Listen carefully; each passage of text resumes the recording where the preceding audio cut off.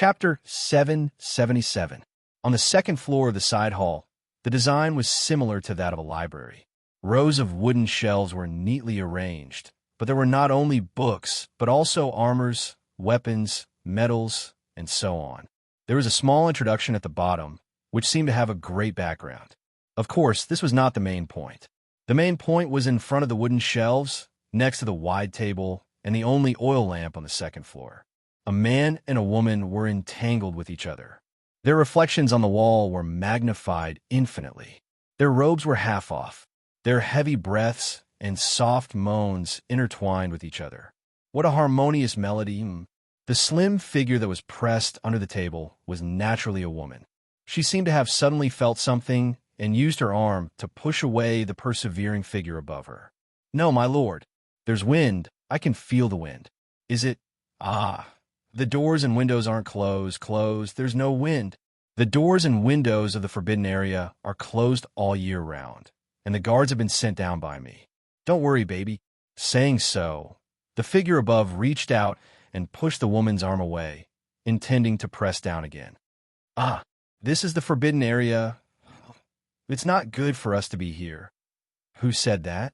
It's more convenient for us if there are fewer people in the forbidden area. Besides," with a wretched smile, he said, "Hee, you're wet. Do you also feel that it's very exciting here?" She waved her arm and said coquettishly, "You're so annoying, my lord. Hee." Chuckling softly, the figure on the wall seemed to be enjoying the thrill. He wasn't in a hurry to devour the delicacies in front of him.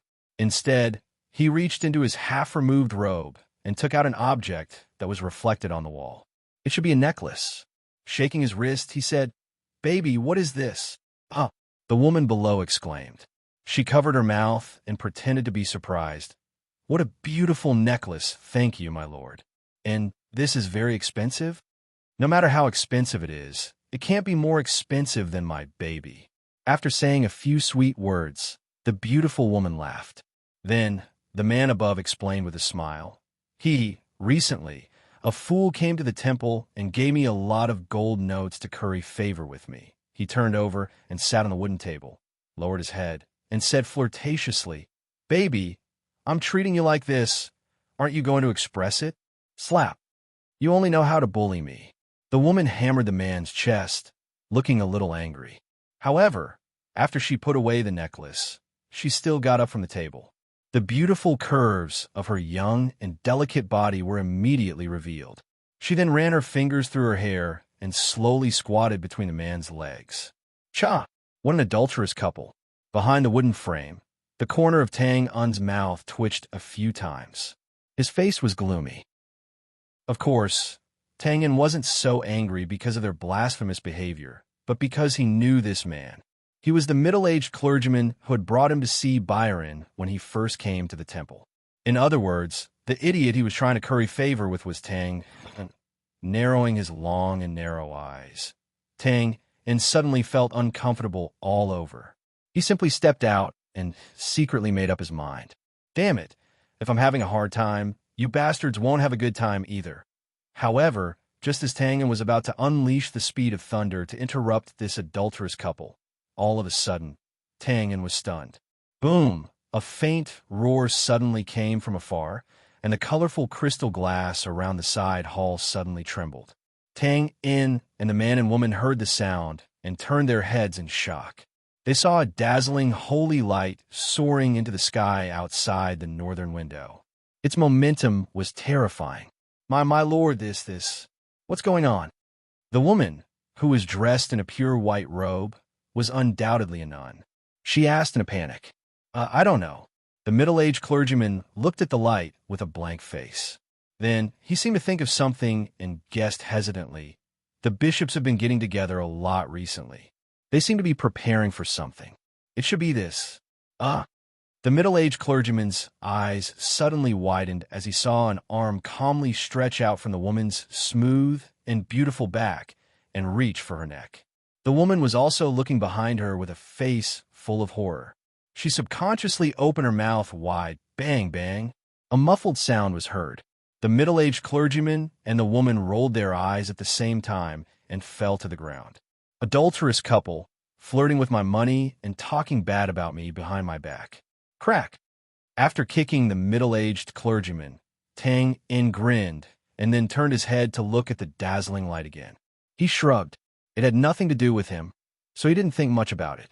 He withdrew his gaze and looked at the rows of wooden shelves in front of him. He cracked his fingers and said, "Well, the treasure search plan is launched." "Well, where is it? Where is it?" Holding the oil lamp, Tang In patrolled around, knocking on the walls and wooden boards from time to time. His expression was calm and collected. Thanks to the middle-aged clergyman, there were no guards on the second or third floor of the forbidden area. In fact, Tang In was not exaggerating when he said that this place was a treasure. After browsing for a while, it was just as the young knight said. The relics of many big shots of the Temple of Light were enshrined here. They had a long history, except for some books and letters that had extraordinary significance but had no practical use. Tang In also found a lot of treasures, such as Tisk, good sword. Tang In couldn't help smacking his lips and nodding his head in praise as he stroked the numerous engravings on a one-handed sword and wiped away a layer of light gray. He then turned his head and looked around. His gaze swept across the armor, weapons, staffs, and robes that seemed to be seriously damaged, but actually hid a lot of power. They were just waiting for the day to shine again. He couldn't help but sigh with regret. These are all good things. What a pity.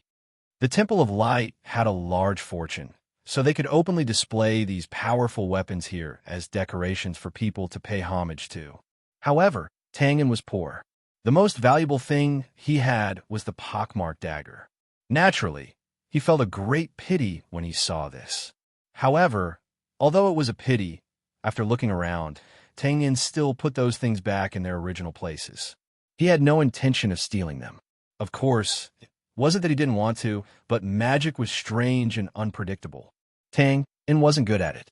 If these things were enchanted with some tracking magic, then he would be in big trouble. The loss would outweigh the gain. Immediately, Tang In wandered around the second floor. The second floor was neither big nor small.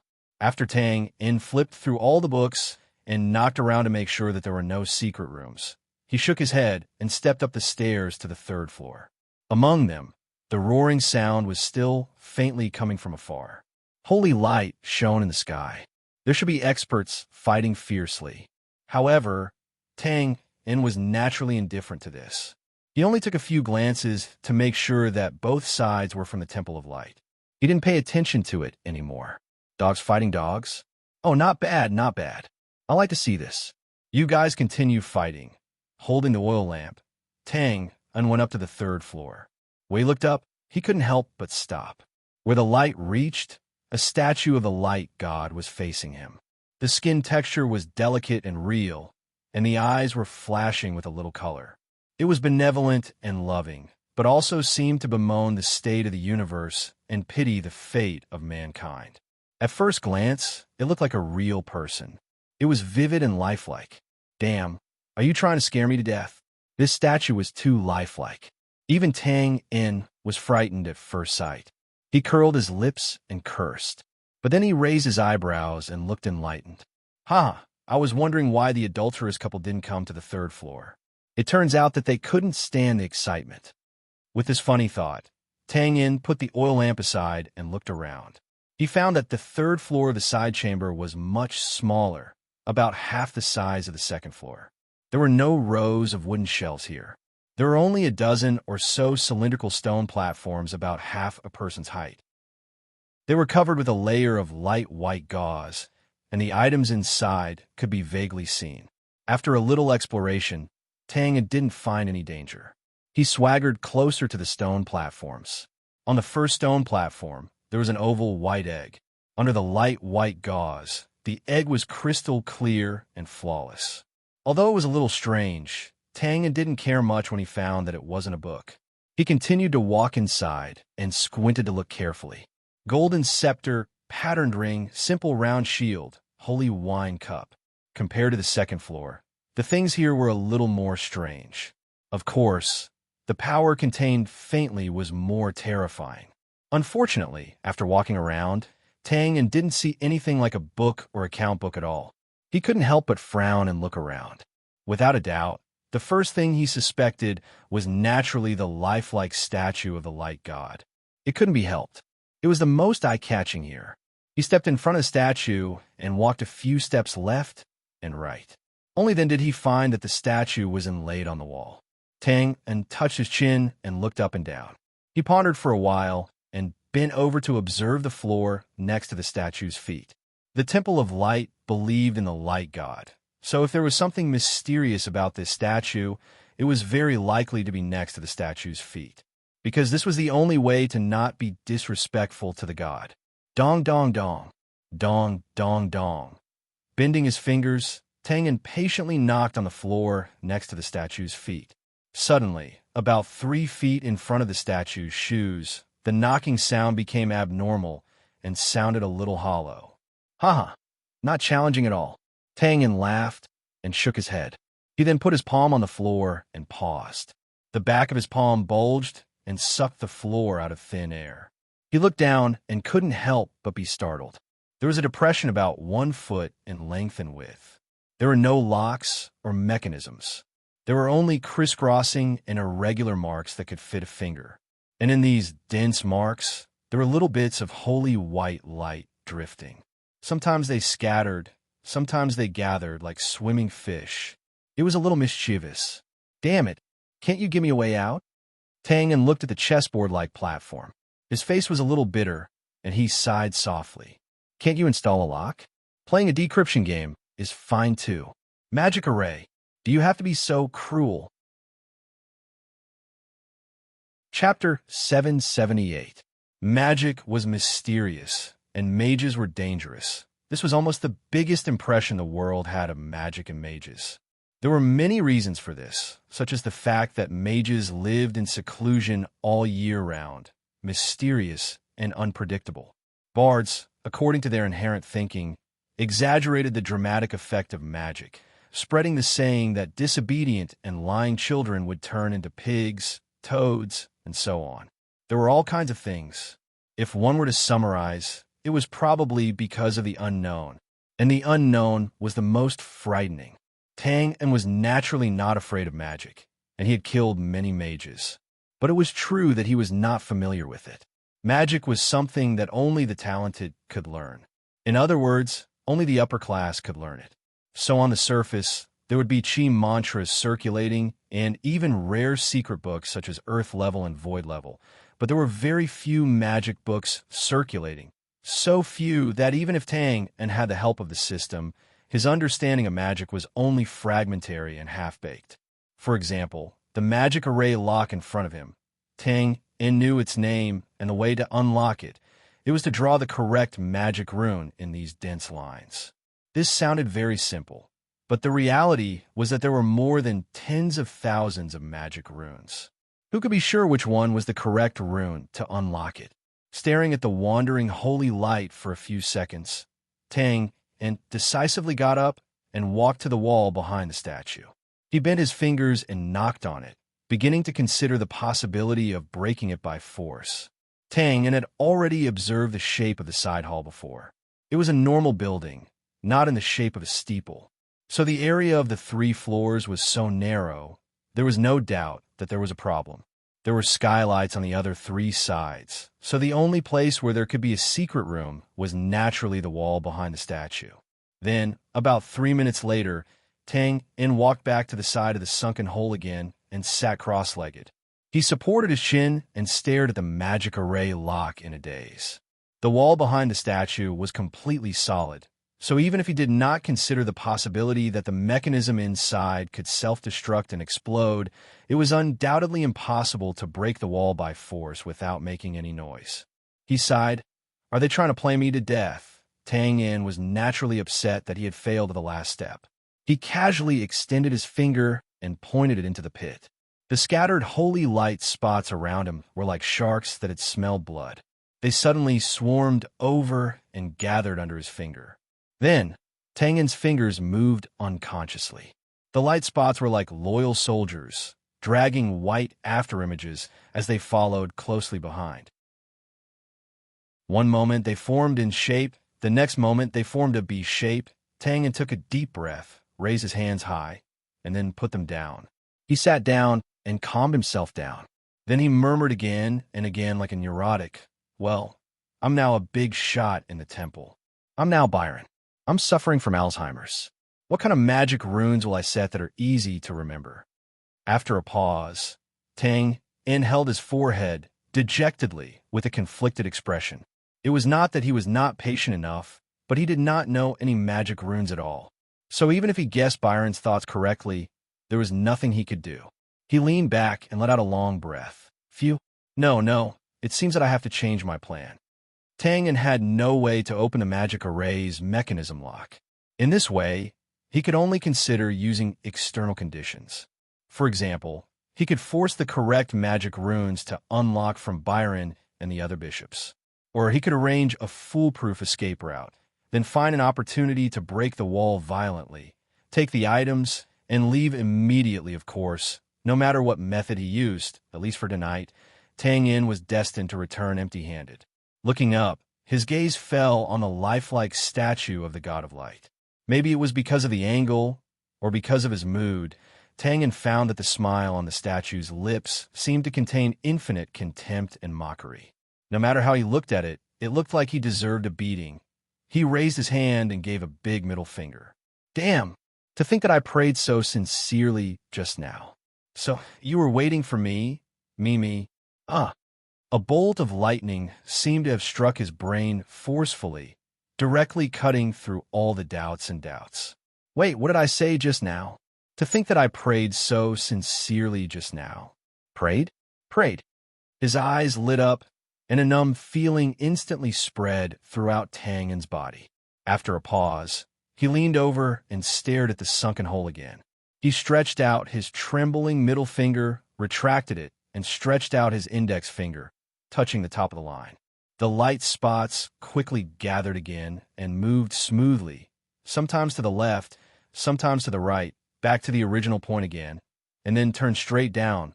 The familiar hand gesture, the familiar runes, even any grandchild could smoothly draw them. Because this was the unique prayer hand gesture of the Temple of Light. His index finger paused and fixed at the bottom of the line. The next moment, Tang Yin's eyes suddenly lit up, and the white afterimages gradually solidified and bloomed. Immediately, the God of Light statue and the thick wall slid open silently, revealing a small, bright hall inside. Its relief *king open. After being stunned, Tang Yin suddenly turned his head and chuckled. "Ah, Alzheimer's." Then he straightened his collar, got up, and strode in. The hall was very small, and the decorations were extremely simple. One illuminating crystal, 3 cylindrical stone platforms, and that was it. The first thing Tang Yin saw was a black skull. It couldn't be helped, this thing was really too eye-catching. Faint black smoke was entwined, constantly coming out from the eyes, nostrils, and mouth. It was like silken wisps, making one's hair stand on end.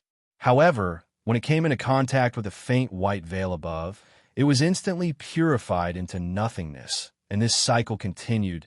Shifting his gaze, Tang Yin saw a huge eyeball on the stone platform to the right, floating quietly in the void. It was densely covered in blood vessels, and the pupil was like a bottomless abyss.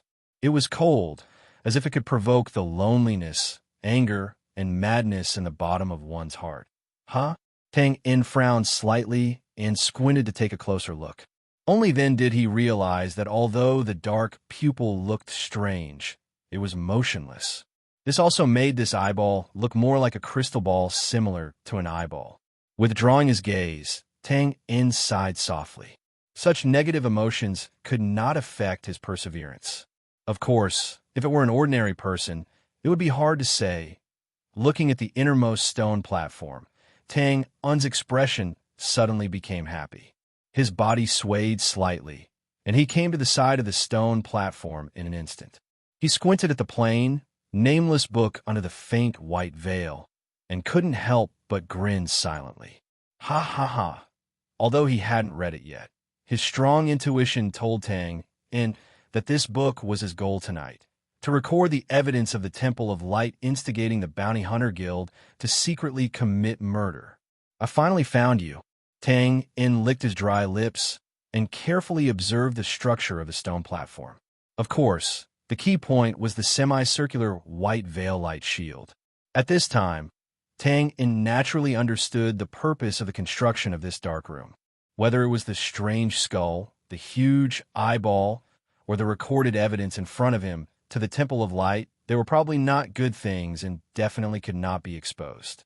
In this way, the white veil light shield, as the last layer of protection, was naturally not something ordinary.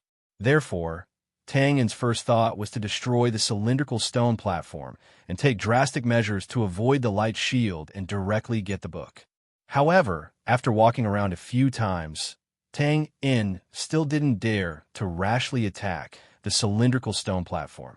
The reason was simple. With such a big flaw, the Temple of Light had no reason not to think of it. And now, the other party was still openly placing the book on the stone platform. There was no doubt that they had strong confidence in this. After pondering for a while, he nodded. Well, it seems that I can only use force. Rubbing his hands and moving his fingers, Tang In took a deep breath and slowly reached out his right hand towards the white veil light shield. You want to stop me with a strange light shield? Haha, very stupid and naive. 1 foot, 5 inches, 3 inches. When the distance between the fingertips and the light shield was shortened to 1 inch, it seemed like they were touching, but not touching. Suddenly, the most prominent middle finger was missing a finger joint, followed by the index finger and the ring finger. And inside the light shield, a finger suddenly stretched out from the void, slowly but firmly reaching for the book. The white veil light shield was still holy. Maybe it had great power, or maybe it had an amazing warning effect. But now, it didn't have the slightest reaction. Chapter 779. There had always been different opinions about the definition of space. On this point, even a space magician could not explain it clearly. They could move between 2 places in an instant, but the process in between, such as which space channel they took, was unclear and unclear. However, in view of the fact that so far, no space magician had an accident during the travel, so there was a general consensus about space that was on the other side of the real world. There were many, many alien spaces. To put it simply, it was a world in a grain of sand. Of course, Tang In was not clear about this definition. He also did not have the ability to move in an instant like a space magician. Even if he was knocked unconscious and thrown into the space now, he would definitely not be able to find his way home. But even so, it did not mean that Tang In did not have any knowledge about space. Because of the assassin's close combat style, because of his expertise in precise control of a small area, Tang In followed his usual practice and slowly and cautiously carried out a detailed understanding of space bit by bit, inch by inch. In short, in terms of long-distance understanding of space, a space magician was far ahead of Tang In by 8 streets.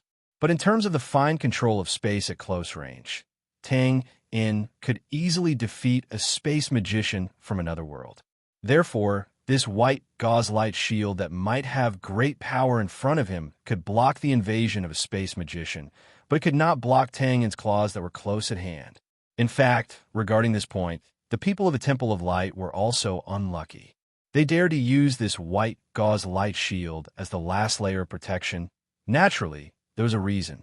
At the beginning of the design of this mechanism, they also considered the factor of a space magician. So they specially made such a cylindrical stone platform so that the white gauze would be very close to the items inside. In this way, it would also eliminate the possibility of a space magician teleporting in and taking away the items. But who would have thought that there would be such a person as Tang in this world? He obviously had the ability to touch space, but he did not consider how to perform long-distance teleportation. Instead, he concentrated on studying how to make a fuss about the size. This was really not promising at all. It was impossible to complain. In the bright secret room, Tang In's entire palm had already entered the white gauze light shield. It had to be said that this scene looked extremely strange. It was clearly a complete arm, but it was divided into 2 by the white veil. The wrist was on the outside, and the palm was on the inside. Moreover, if one were to observe carefully, they would discover that the exposed part of the arm was still intact, and the bulging arteries could still be connected. In this situation, it was as if the space between the white veil and the white veil didn't exist at all. In fact, that was the truth. Although Tang had simply stretched out his arm, he had actually traversed countless spaces. He had bypassed or ignored the few inches of distance and accurately found the exit on the other side of the real world at this time. His fingertips had already touched the cover of the book. Phew! Tang let out a sigh of relief. He raised his left hand and wiped the fine sweat on his forehead. He muttered to himself, "Thank goodness, thank goodness." It must be known that although Tang had some understanding of space, the distance he could control now was only a foot. Therefore, if the distance between the white veil light shield and the book was a little further, Tang could only stare blankly. His middle finger and index finger pinched the title page of the book and slowly dragged it a few inches in front of him. Then his entire hand grabbed the book and retracted. After taking a few steps back, the white veil light shield was still there, but the book inside was already in Tang's hands. He laughed wildly with his hands on his hips. "Haha, little guy, you think I can't deal with you? Stop joking." After laughing proudly for more than 10 seconds, Tang opened the book and scanned it up and down. Autumn 554 of the new brand calendar, Sharon City. The heretic scholar Morgan wantonly spread blasphemous words. His influence was terrible, and he should be punished for his crime. Postscript. More than 10 days later, Morgan was executed. The officials determined that he died in an accident. Light Hunter by Lem recorded a merit. Autumn 554 of the new brand calendar. Mountain Creek City, a heretic warrior. The densely packed handwriting and a shocking truth. Probably for the convenience of management, the postscript of each mission was written in red ink. In this way, it was clear whether the mission was completed or not. But combined with the evil behind these words, how could this be red ink? It was clearly dripping with blood. Damn it. So in your eyes, those who don't believe in God are all evil heretics. Curling his lips in disdain, Tang shook his head and didn't look at it anymore. He closed the book and put it directly into his arms. Then he waved his fist vigorously, his face full of uncontrollable ecstasy. Needless to say, from these horrifying records, this book was naturally the evidence of the transaction that Tang was looking for. Finally succeeded. Tang didn't have time to think about what kind of disaster it would bring if this thing was exposed. But one thing was for sure, when the time came, the Temple of Light would be in a lot of pain. With the thing in hand, the next step was naturally to retreat.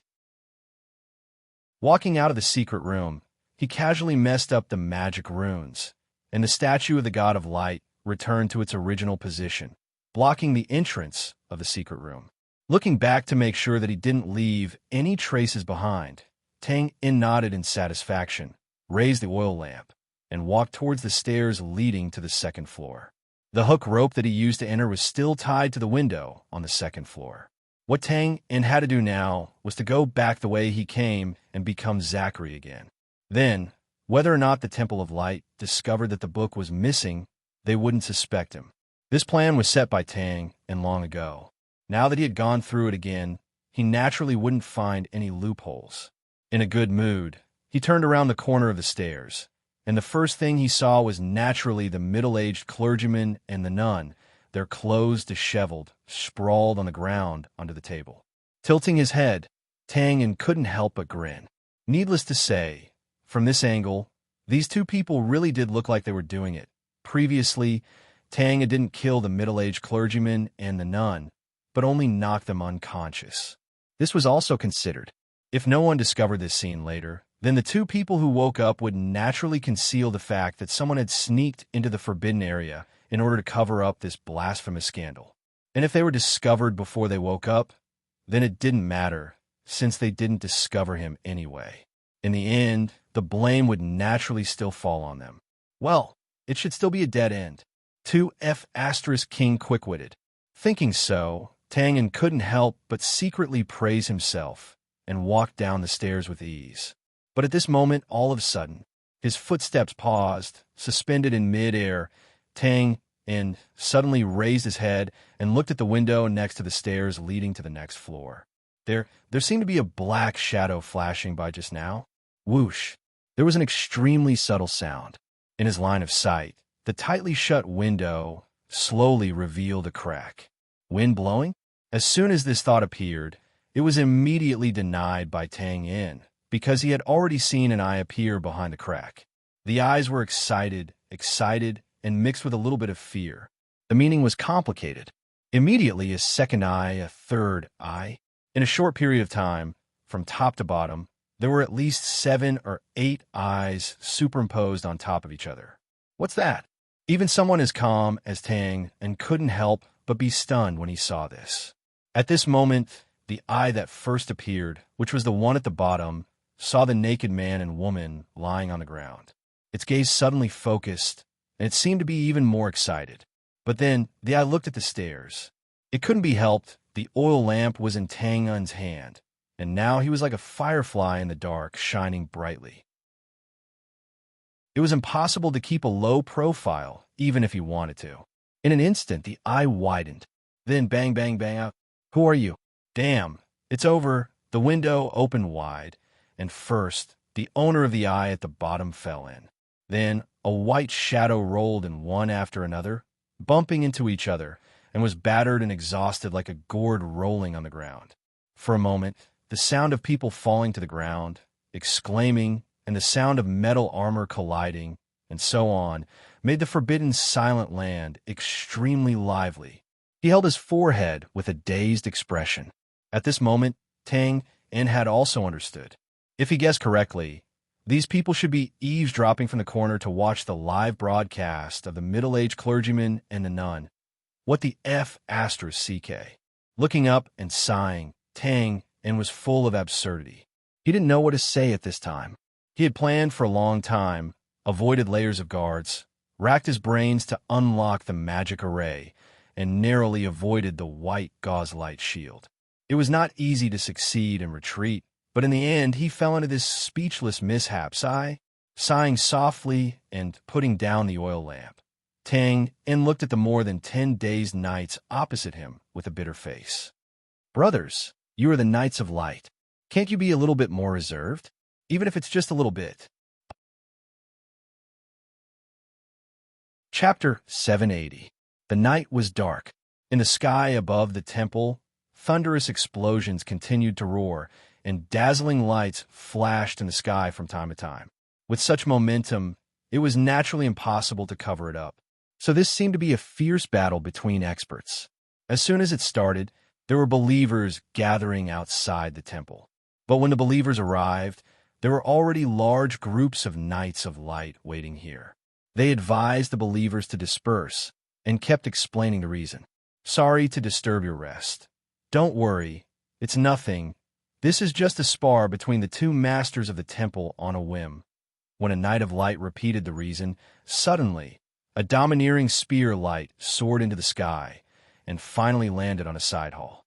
It exploded, and half of the side hall disappeared in an instant. This is also a spar? Yes, as you can see. Well, this should be a slip of the hand, Not to mention whether the believers outside the temple believe this reason. On a small square in the temple, 2 blurred figures were crossing each other, and the battle had reached a white-hot state. You have not made any obvious progress, Vivian. What is hindering you? Phew. Slightly panting, Lucis' face was red, and his whole body was emitting a faint white smoke, which was a sign that his sweat was vaporizing. But this seemingly old body did not have the slightest sign of sloppiness in his attacks. On the contrary, Lucis' footwork was rigorous, and he advanced and retreated according to the rules. His spear skills were accurate, and his attacks were like the wind. On the surface, he obviously had the upper hand. Perhaps, from his attacks, he would be able to see where Xiao Weian's straightforward spear skills came from. Of course, there were still some differences between the two. Lucis' spear skills were accurate with a hint of shrewdness, which was the wealth honed over the years. On the other hand, Xiao Weian's spear technique pushed this to the extreme. Even if your spear skills were like flowers, I will smash it with my spear, and the result will be seen. However, it seemed that because he was too familiar with it, Sylvia's powerful spear skills were rarely seen. Every time she brandished her spear, it was easily resolved by Lucist, who had long anticipated it. Another tyrannical spearlight was easily dodged, shattering the roof of a side hall not far away. Sylvia pursed her lips and dodged to the side with an expressionless face. She adjusted the direction of her attack slightly.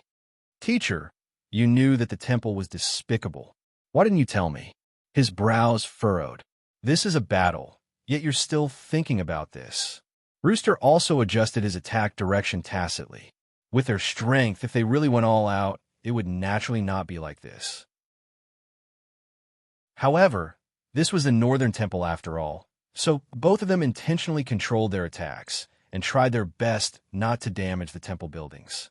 He brandished his spear and chased after Sylvia, who was dodging.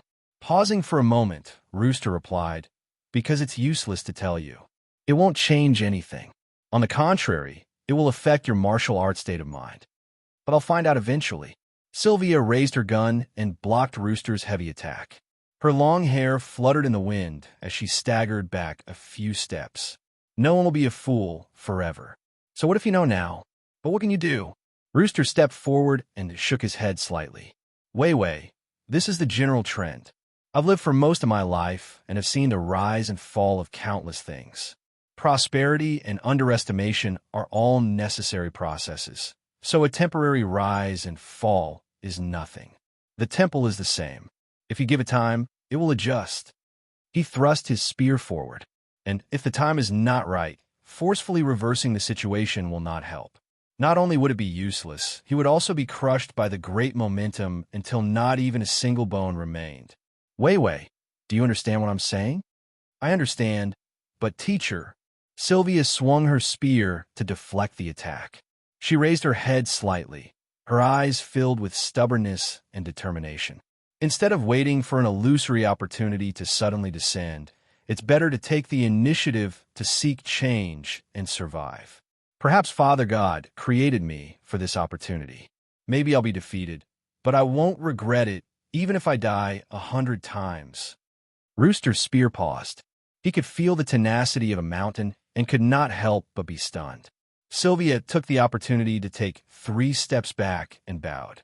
Her expression was once again firm and resolute, even more so than before, sweeping away the dispirited and depressed look from before. Then, she straightened her body and raised her spear diagonally. Whoosh! A blazing flame suddenly burst out, wanton and enchanting. "Teacher, Wei is about to make a move. Please pay attention." Rooster was stunned again. Make a move? Weren't they fighting before? Could it be? Xiao Weian took a step forward, and in an instant, her body was like a full bow. The tension was violent, and she smashed her spear down with great force. Sizzle. Blazing flames quickly burned the surrounding space, and strange sounds persisted in the whistling sound. It was really sharp and ear-piercing. The spear had not yet arrived, but the terrifying aura of cutting the sky and breaking the earth had already pressed down. Rooster subconsciously dodged to the side, temporarily avoiding the sharp edge. His heart was suddenly filled with shock and a little gratification. Obviously, Sylvia did not use her full strength before, perhaps because she was still at a loss, or perhaps because she respected Rooster's identity as his teacher. But now, Sylvia, who seemed to have figured something out, did not hold back and brazenly attacked. Boom, boom, boom. Rooster had just dodged when the spear touched the ground, and in an instant, the sound of explosions rang out incessantly. Stone fragments flew everywhere, and layers of air rolled over. A deep ravine that almost ran through the small square from north to south appeared out of nowhere, leaving one speechless. "Aha! Very good. This is the martial arts genius of the Temple of Light. This is my student." Feeling the terrifying power that made one tremble, Rooster could not help but raise his head and laugh, seemingly delighted. But it was clear that he had underestimated Sylvia's explosive strength. He had only subconsciously dodged, but what followed was Sylvia's powerful attacks. Step forward, stab, block, smash, step forward again, sweep horizontally. It was still an ordinary spear technique, but now it was completely different from before. Rooster could still predict Sylvia's attack patterns, but gradually he found that he could not block, dodge, or counterattack. He could only retreat, continuously retreat. And as he kept retreating, Sylvia's aura had completely risen. Her lips were tightly pursed, and her expression was solemn. She chased after him like a demon, calmly brandishing her spear. It was simply impossible to resist. Oh no, I'm going to lose.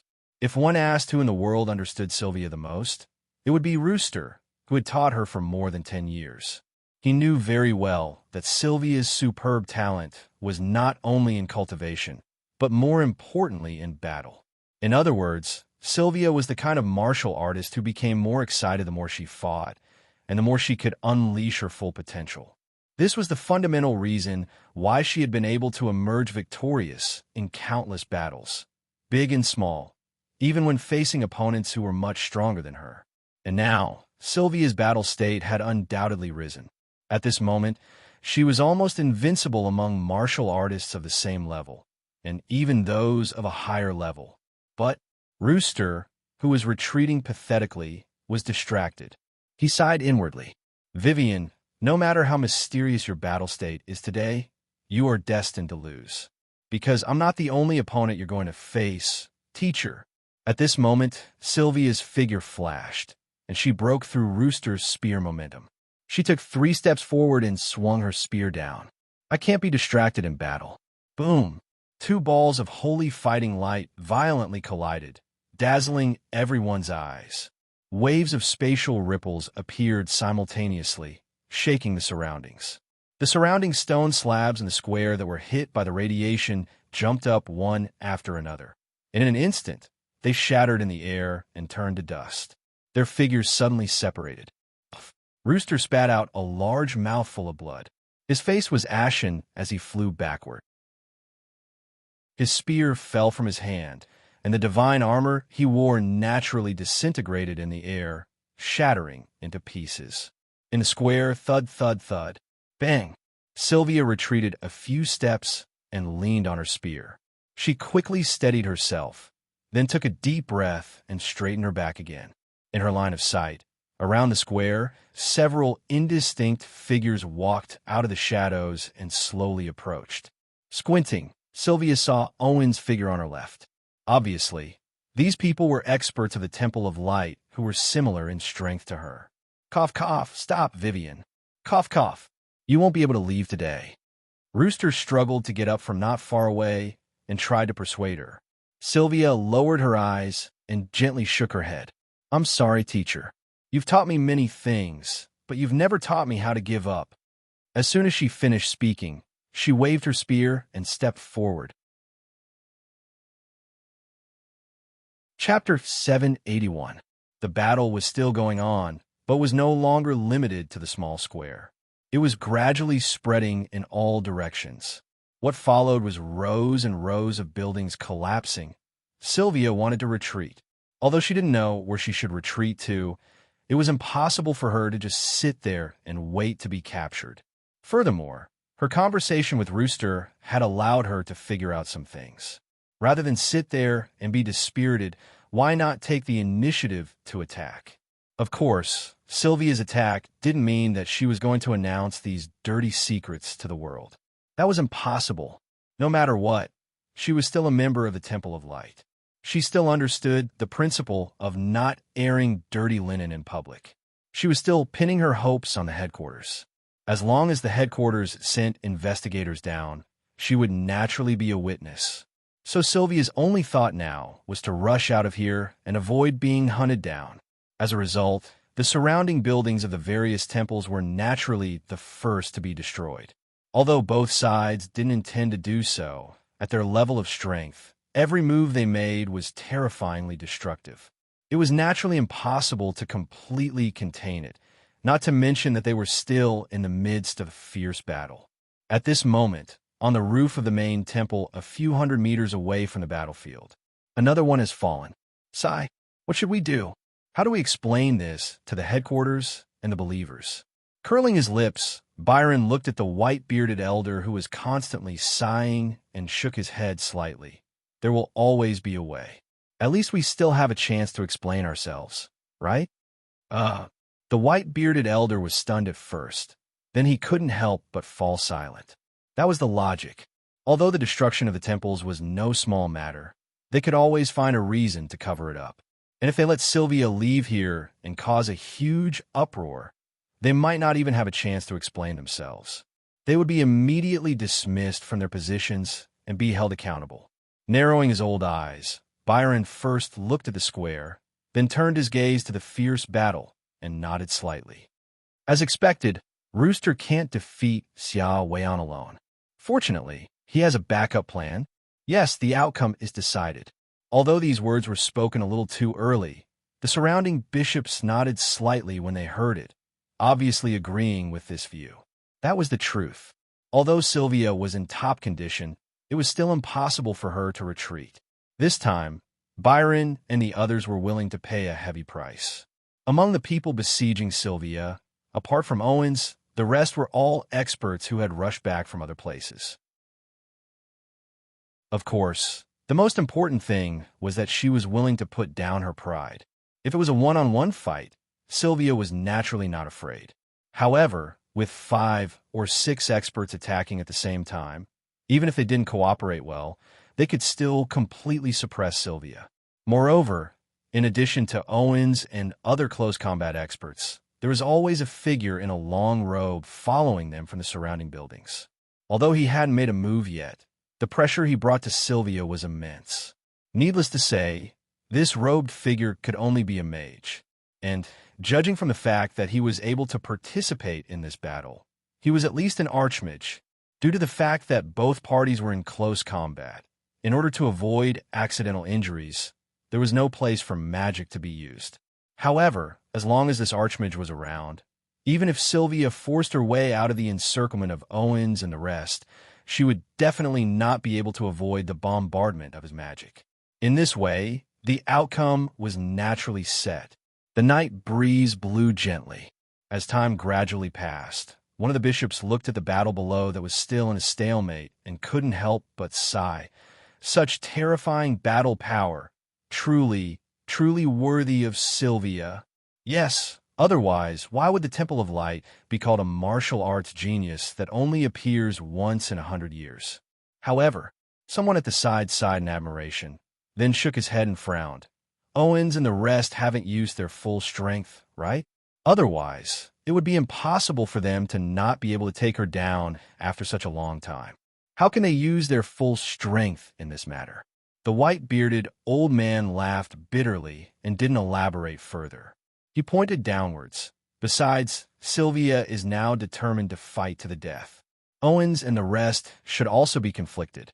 Once they use their full strength, after a pause, he said hesitantly, "I'm afraid that someone will die." As soon as he finished speaking, the rooftop instantly fell into silence. Someone will die? Who will die? That would definitely be Sylvia. Of course, the bishops didn't want to see Sylvia successfully escape and then expose the scandal and implicate them. But to say that Sylvia would be killed because of this was also something they didn't want to see. Not to mention Sylvia's valiant achievements and outstanding reputation. Just her identity as a holy head knight was enough to make the bishops uneasy. They could foresee that if Sylvia really died here, then their days would definitely not be easy. Explanations were explanations. Understanding was also understanding. But after all, someone had died, and such an important person had died in the hands of their own people. First of all, the Temple Knights would definitely not let them off. Moreover, experts like Hebern who were on good terms with Sylvia would not let this matter go so easily.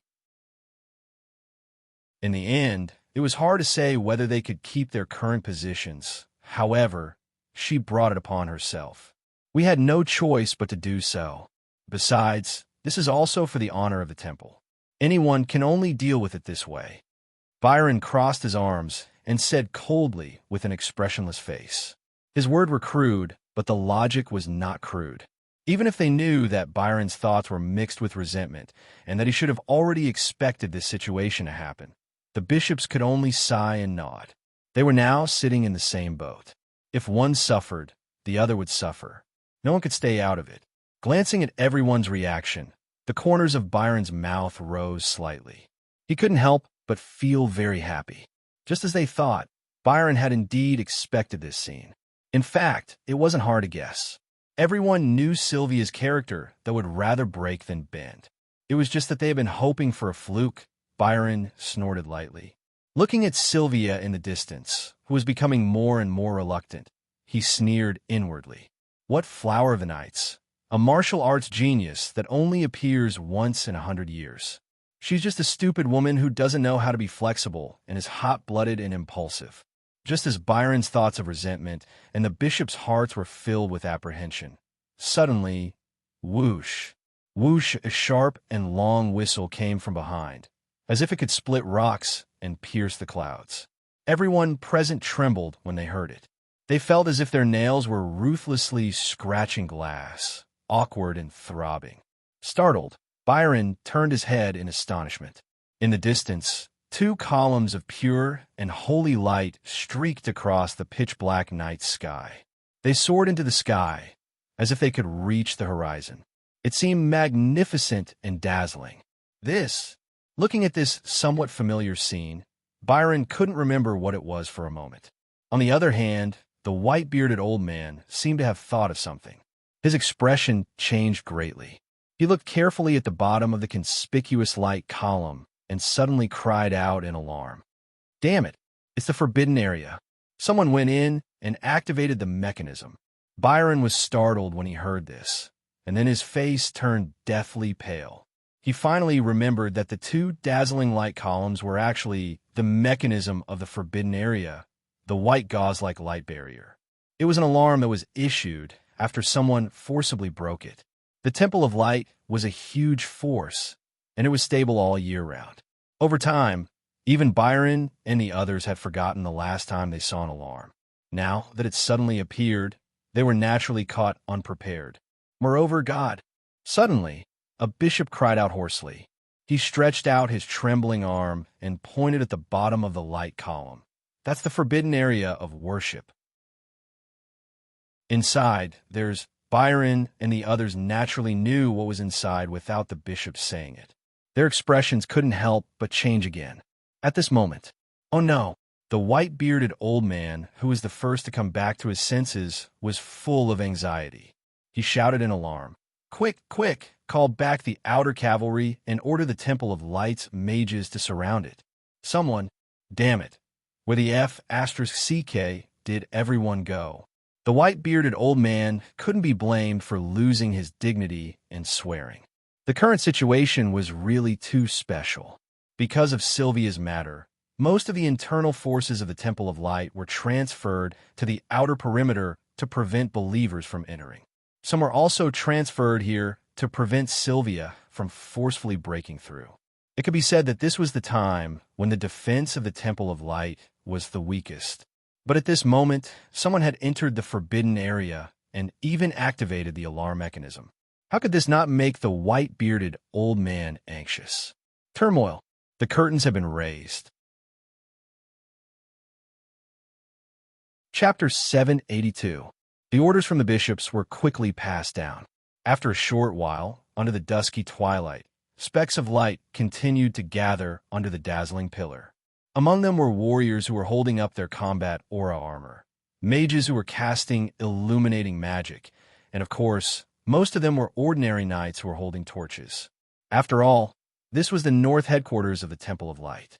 Even if they had lost their vigilance due to years of comfort, the terrifying power here could never be underestimated.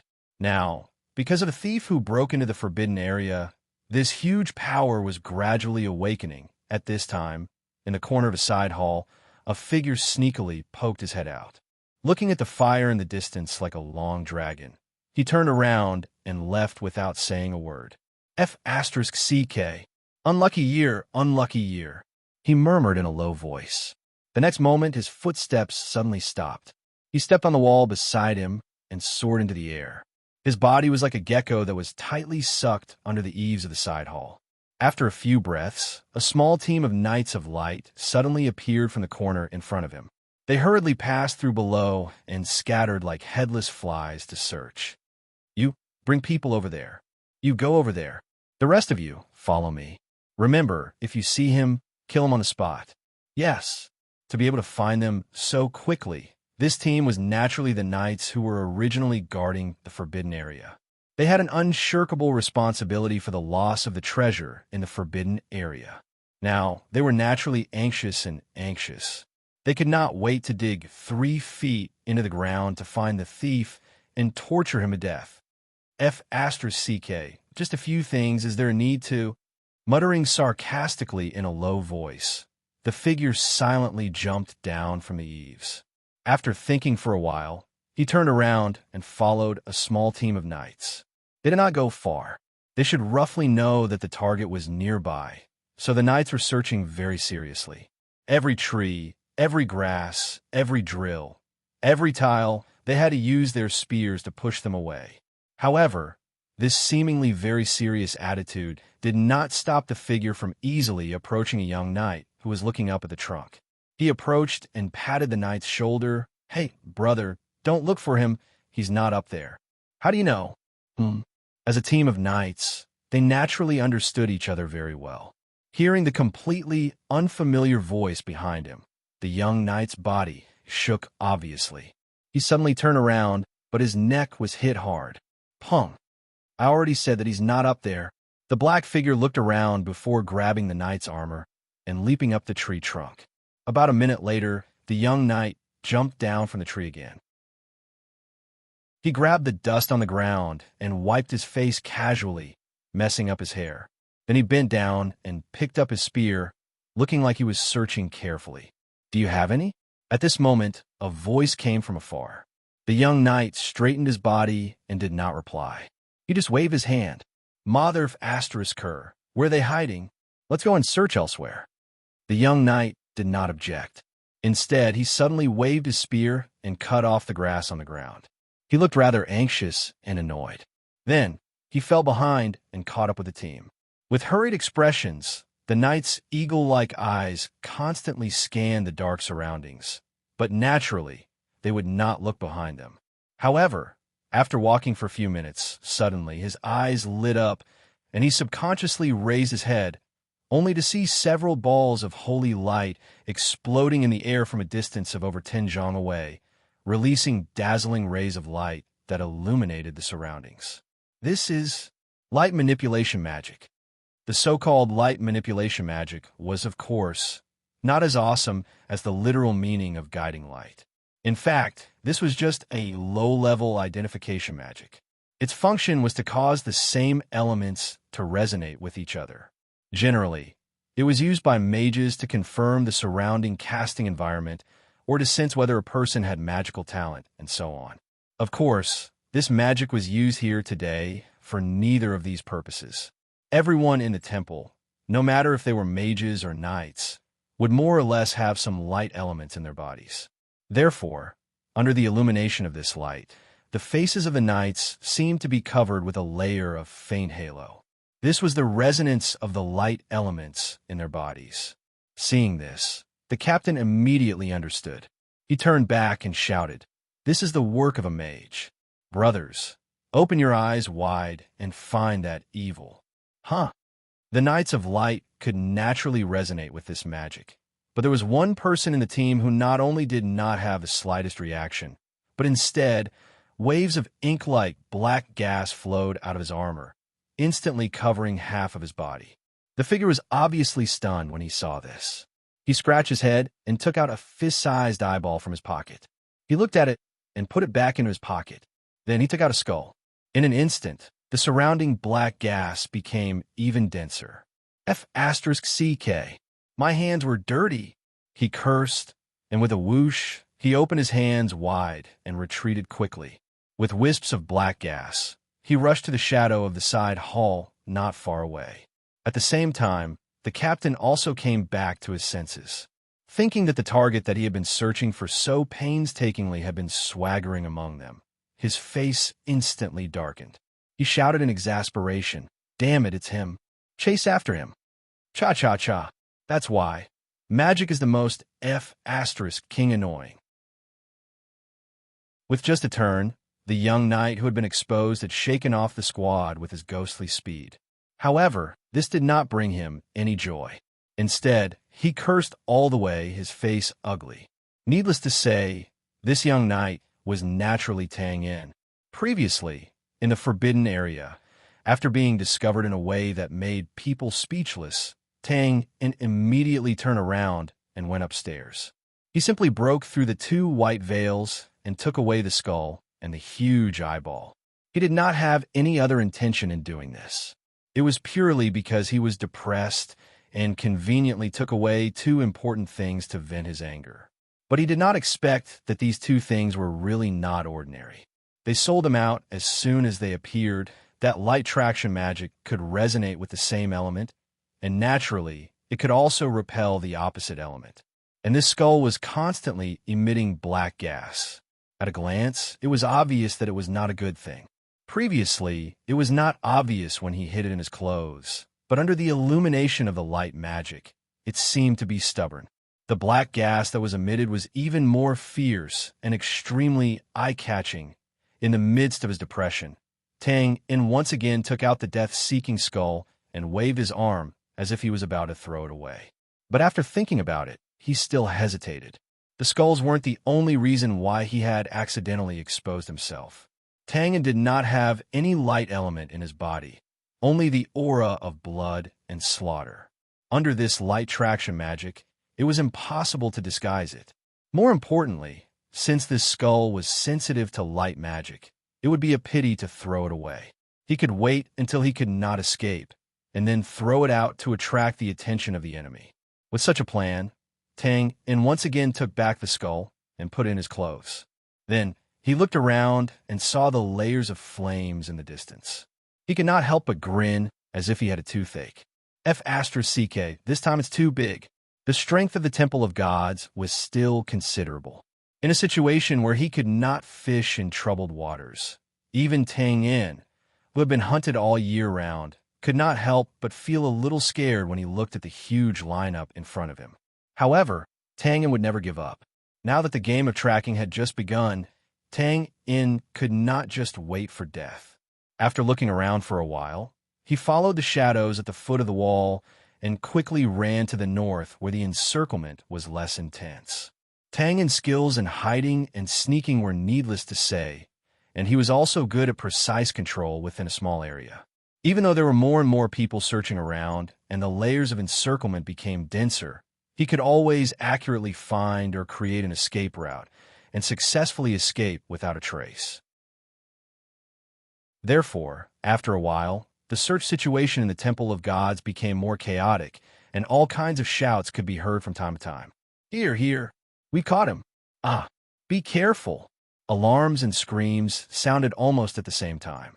Then, before the surrounding clergymen could rush over, another angry roar was heard. "Damn it, he's escaped! North! He's escaped to the north, and he's very fast." The knights who came from the north were shocked when they heard this. They hurriedly got into formation and waited. But after waiting for a while, someone shouted from the east. "He's here! He's escaped again, to the south, this time to the south."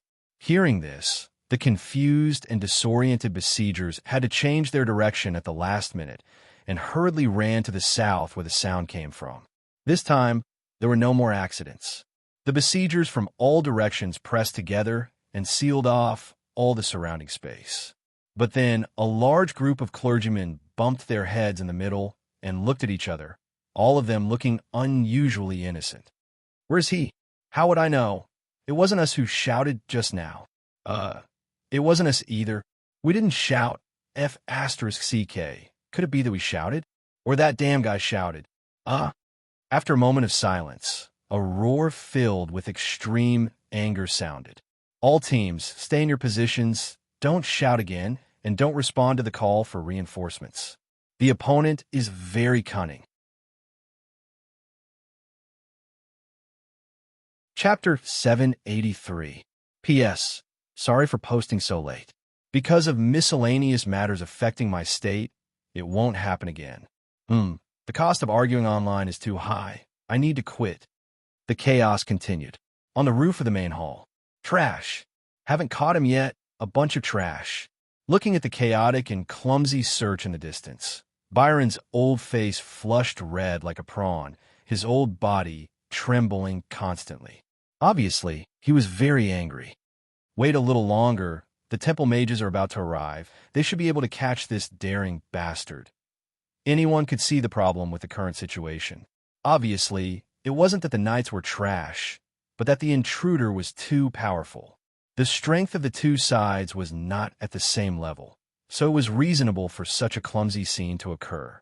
Muttering about the arrival of reinforcements, the white-bearded old man anxiously looked at the forbidden land of worship. 2 pillars of light. I wonder which 2 items were stolen? Sigh. Please don't let it be from the secret room. It shouldn't be. The secret room has a magic array lock. Only we know how to open it. Sigh. It's better to be safe than sorry. Even if it's the holy item outside the secret room on the 3rd floor, if it's stolen, we can't bear the responsibility. He can't escape. Looking at the several figures flying rapidly in the sky to the northwest of the temple, Byron finally calmed down.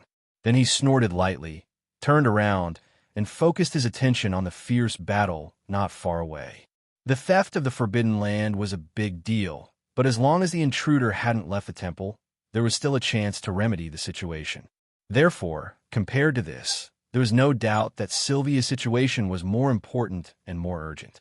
The bishops weren't stupid. As long as they calmed down a little, they could still distinguish the priority. After thinking about it, they suppressed their anxious thoughts and turned around.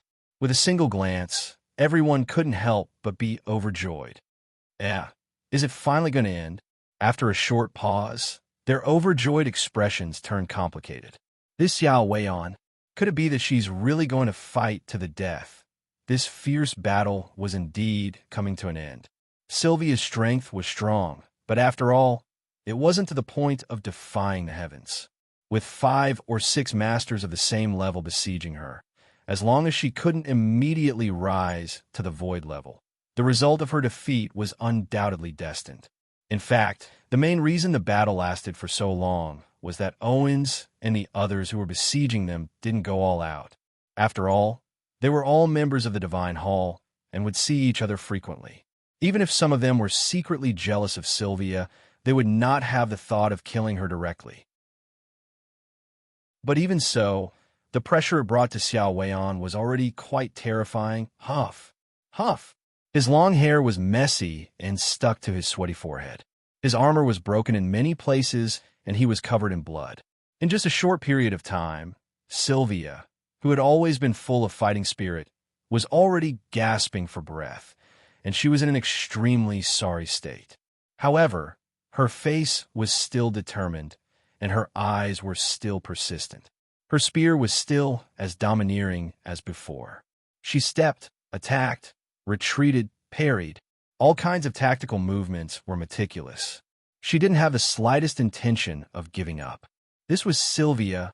The several people besieging her secretly sighed in their hearts. Some admired, and some admired her. Of course, there were more feelings that couldn't be explained clearly. Putting aside strength, any man who saw such a heroic woman, knowing that the outcome was doomed no matter how hard she tried, but still fought bitterly in adversity and didn't give up. Her stubbornness made people pity her.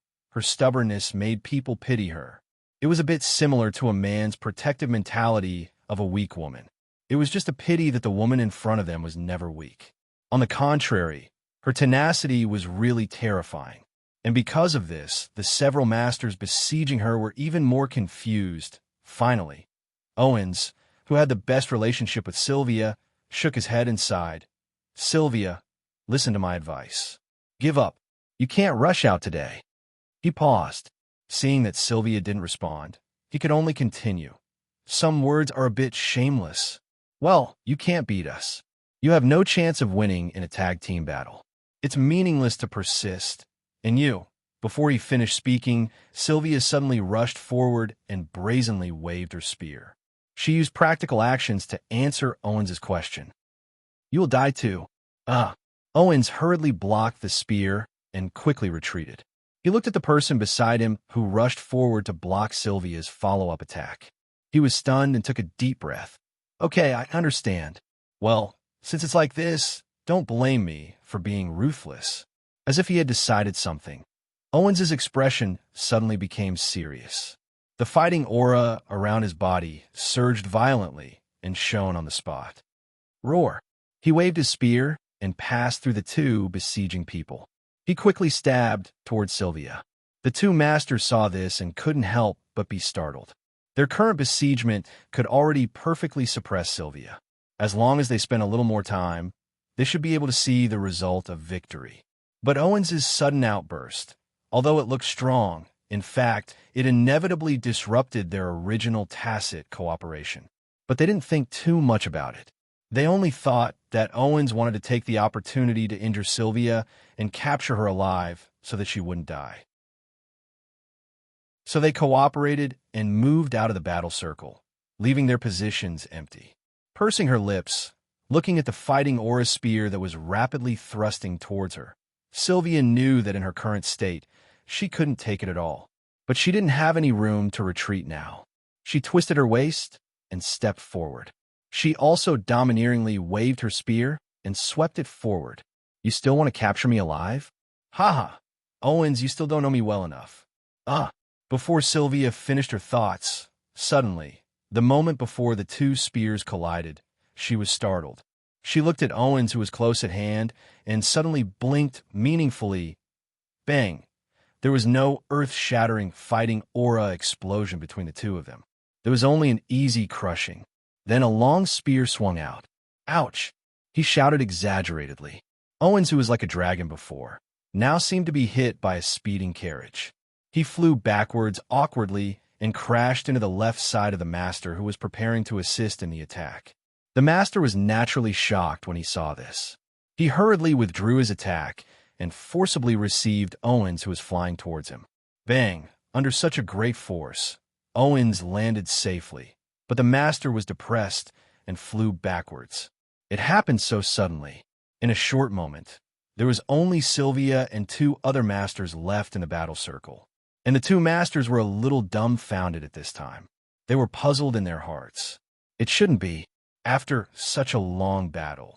Even if Sylvia wasn't exhausted, she shouldn't have the strength to send Owens flying with a spear. Could it be that she had been hiding her strength all this time? Of course, Sylvia didn't hide her strength. To be honest, she was also a little stunned. But after all, she had received a hint just now. She immediately recovered, the corner of her mouth raised. Looking at Owens, she didn't say much. She pulled back her long spear, turned around, and rushed towards the remaining two masters. By the time the two experts reacted, Xiao Weion's blazing spear was already in front of them. They turned pale with fright. They didn't have time to curse Owens. They both took a step back and raised their long spears at the same time, forming a diagonal cross to intercept. Bang! Chi waves rolled and sparks flew everywhere. This time, it was a real fighting aura collision. The scene was magnificent for a moment. Sylvia's body swayed. Blood seeped out from the corner of her mouth. But she didn't seem to feel it. Not only did she not retreat to reduce the force, she took another step forward. Her long spear was like a whip, bringing a sharp whistling sound as it smashed down. As mentioned before, if it was a one-on-one battle, Sylvia was never afraid of anyone. And the few people besieging her were actually weaker than her in terms of strength. So even if there were still two masters in the battle and Sylvia couldn't defeat them, it wouldn't be a problem for her to break through. Sure enough, bang. Under the second strong collision, the hastily formed cross spear frame was broken apart from the middle, and they all swung backwards. Sylvia naturally didn't have any reason to miss this opportunity. She rushed forward, and with her spear, she passed through the narrow gap. She succeeded in breaking through. Damn it, make a move. Magician, stop her. Byron and the others in the distance immediately became anxious. They cried out in alarm and turned their gazes to a remote corner outside the battle circle. There, the magical radiance suddenly blossomed, mysterious, and profound. It was obvious that the magician had been waiting for this opportunity for a long time. He was just waiting to wave his hand and cast a spell to stop Sylvia. But before Byron and the others could breathe a sigh of relief, the magical radiance in their line of sight suddenly paused. Then it rapidly weakened and finally disappeared. What's the situation? A traitor. Of course, it wasn't because of a traitor. Or at least, it wasn't because of the magician. Byron and the others didn't know what was happening in the distance because of the distance and angle. But of course, the masters present knew. They all looked at Owens in a daze with strange expressions. It turned out that the moment Sylvia rushed out of the encirclement, this guy had suddenly jumped up from the ground and shouted something like "Don't run" as he quickly chased after her. This positive attitude of making up for his mistakes was obviously good, but the path Owens had chosen to pursue her was very problematic.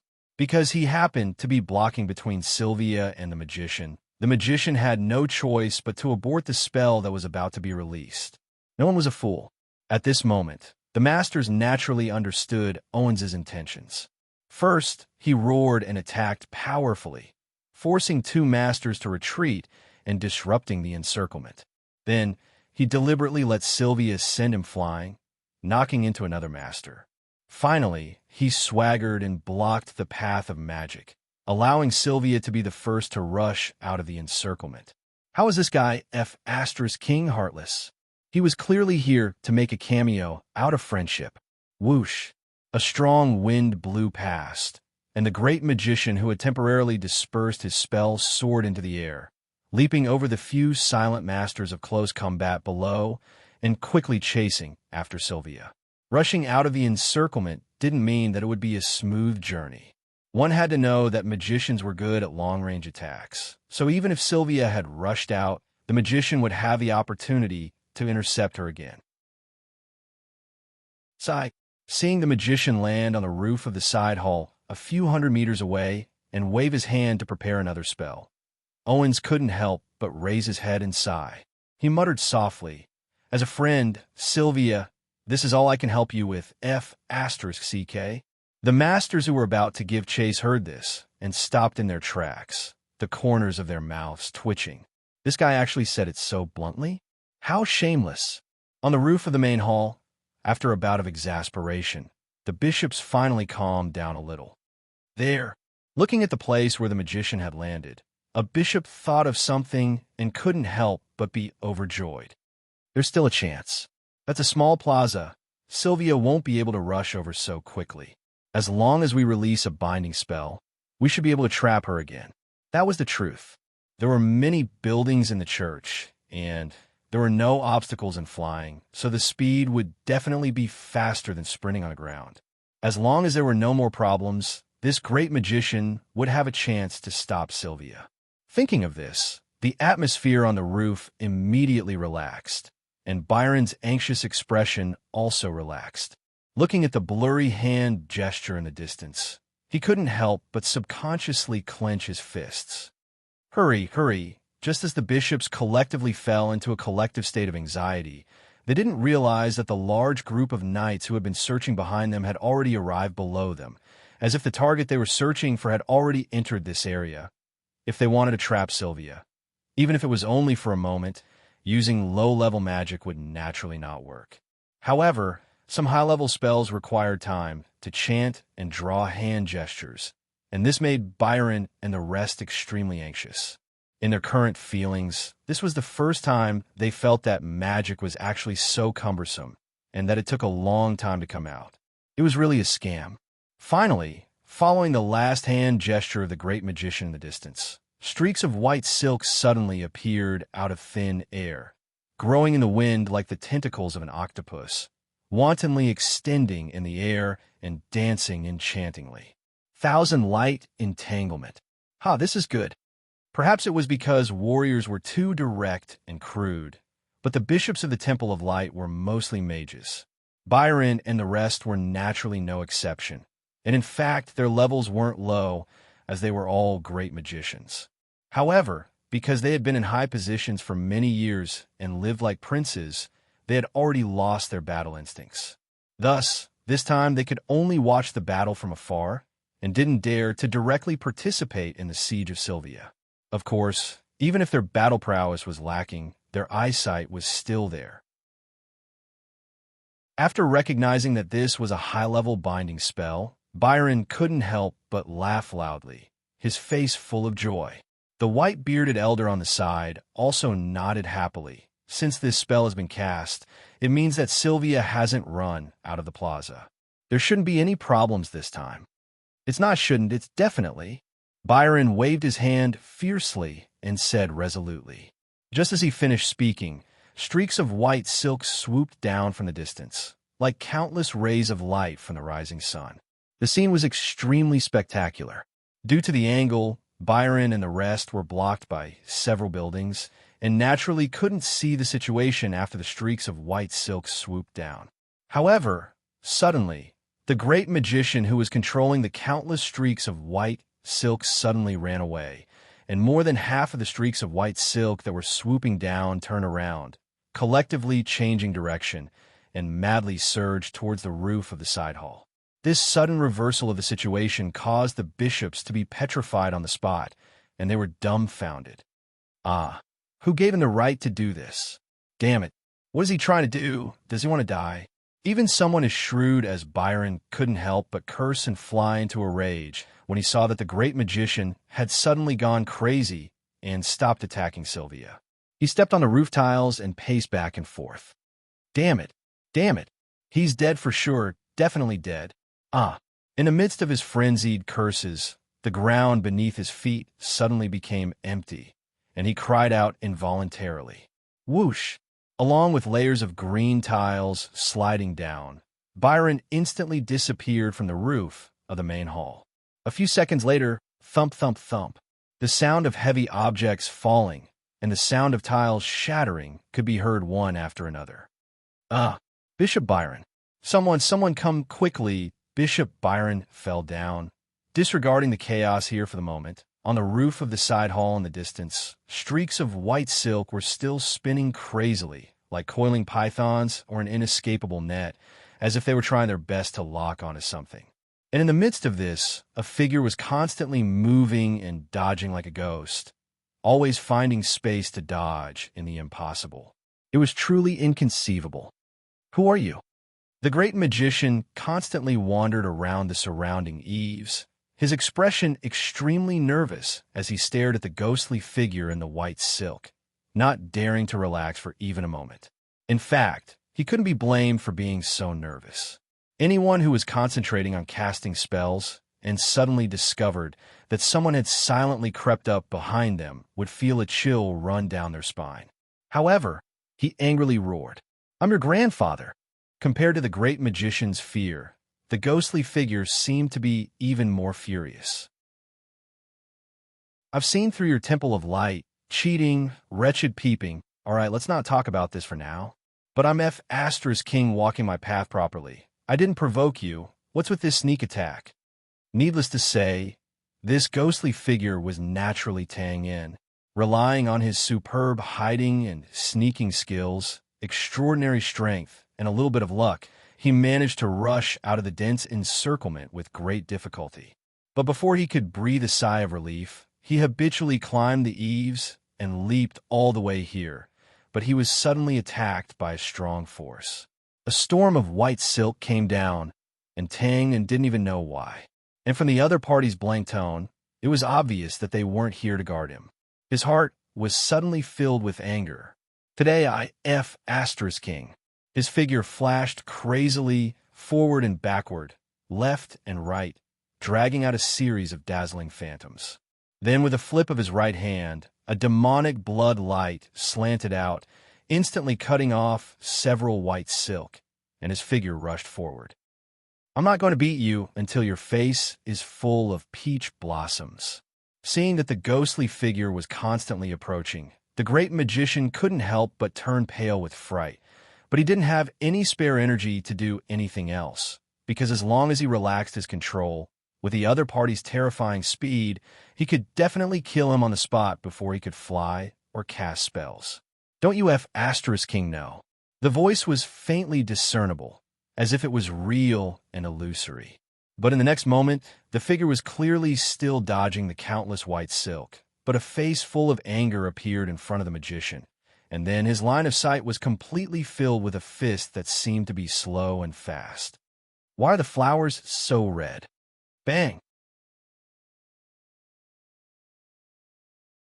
Chapter 784. Bang, bang, bang. In a narrow space on the roof of the side chamber, the sound of collision was like beans being fried in a pot, mixed with angry curses. Sneak attack. I didn't sneak attack a single assassin, and you're playing this game with me. Step by step, punches, elbows, kicks, knees, a series of attacks were completed in an instant. Do you know that I'm now retreating involuntarily? The magic wand in the great mage's hand had already been knocked away in the first round of attacks. Now he could only stretch out his trembling hands and continuously inject magic into the magic shield to prevent it from being destroyed. But the magic shield was not omnipotent. It could block any physical attack, but it could not offset the additional force. In just a short dozen steps, the oval magic shield was like a sandbag, beaten into various shapes by the powerful force. And the great mage inside was already in a sorry state. His lips were trembling and bleeding, and he was in a sorry state. Very uncomfortable. Pausing after each word, each punch was heavier than the last, whistling like thunder. In fact, it was unwise to hit the magic shield with the body part of the body. But Tangen was now suppressing a stomach full of anger and had no way to vent it. So what better target to vent it on than a magic shield that could be rounded and flattened? Finally, after the last syllable was spat out, Twain's eyes flashed. He suddenly lunged forward and gave him a heavy elbow strike that was completely unreasonable. Lie down. Bang. Crash. The sound of the violent collision was accompanied by the layers of roof tiles. The great mage only felt that the ground behind him was empty, and he was shocked. It turned out that he had unknowingly come to the eaves. His body could not help but lean back, and he fell headfirst from the roof of the side chamber. Looking up at this time, the great mage finally saw who attacked him. The upper body was holy armor, and the lower body was black pants. The black and white were mixed, and it looked neither fish nor fowl. But with the dust-stained and gloomy face, it gave people a sense of coldness that went straight to the bottom of their hearts. Standing ramrod straight, Tang In glanced at the great magician who was falling straight down. The corner of his mouth twitched as he took a step forward and chased after him. Good timing. The great magician narrowed his eyes when he saw this, and a sinister look flashed in his eyes. Then he clasped his hands together as if he was holding something. Then a bright magic light bloomed and illuminated the area. In the next moment, he pushed his hands horizontally. Whoosh, whoosh, whoosh. Holy light arrows continuously appeared out of thin air from the ball of light, shooting towards Tang in unison. Not to mention, when this great magician had secretly prepared this spell, just from the power of this spell, it was clear that this was not a low-level spell that could be cast instantly. More importantly, because Tang In wanted to kill them all, his body was also falling rapidly, so there was no way for him to dodge. Die! He roared, his face full of killing intent. The trademark wise expression of a mage instantly became extremely ferocious and twisted. Even a clay figurine would have a temper, let alone a mage with a high status. Tang In's previous humiliating beating had undoubtedly deeply enraged the great magician's self-esteem. He had endured until now and finally exploded at this moment. The great magician did not even care about adjusting his body to land on the ground. He stared at the sky, wanting to see how Tang In would die. But then a mocking laughter suddenly sounded in his ears. Hee, sneak attack, playing dirty? You really think you are an assassin? His ferocious expression froze. The great magician was stunned as he stared blankly at the figure in the air that was pierced by countless light arrows. But there was no scream, no blood dripping. It was silent, like an illusion. How could it be? When did he come below me? Surprised. His vision darkened, and the great magician's vision once again appeared in the great magician's line of sight. He subconsciously realized that he was about to land, the demonic bloodblade was pulled out. I saw your lips trembling. Did you think I didn't know you were silently chanting? Idiot! Tang In disdainfully curled his lips and took half a step behind. Then, like a powerful shot, he swept his leg out. Bang! The poor great magician had not yet landed on the ground when his magic shield was destroyed by a powerful force. A large part of the magic shield was obviously dented, but then it quickly rebounded and flew out with the great magician's body. It crashed into the faint bloodblade that seemed to have been pulled out casually just now. There was a slight sound like water droplets falling into charcoal that had not yet cooled down. Then, the abnormally tough magic shield was easily split into two like an eggshell. Then, there was an even more intense sound. A large amount of blood spurted out wantonly and instantly dyed the area red. He flew over 100 feet until he was above the small square and fell. Bang! Rumble! The great magician's body simply fell to the ground, but a ball-like object rolled far away until it reached the feet of a distant figure holding a long spear. A perfect, powerful shot. Before Tang could praise his own footwork, he looked up and saw the figure in the distance. He was stunned, and his face was blank. Sylvia was also stunned. She looked down at the head beside her feet that still had a blank and unwilling expression.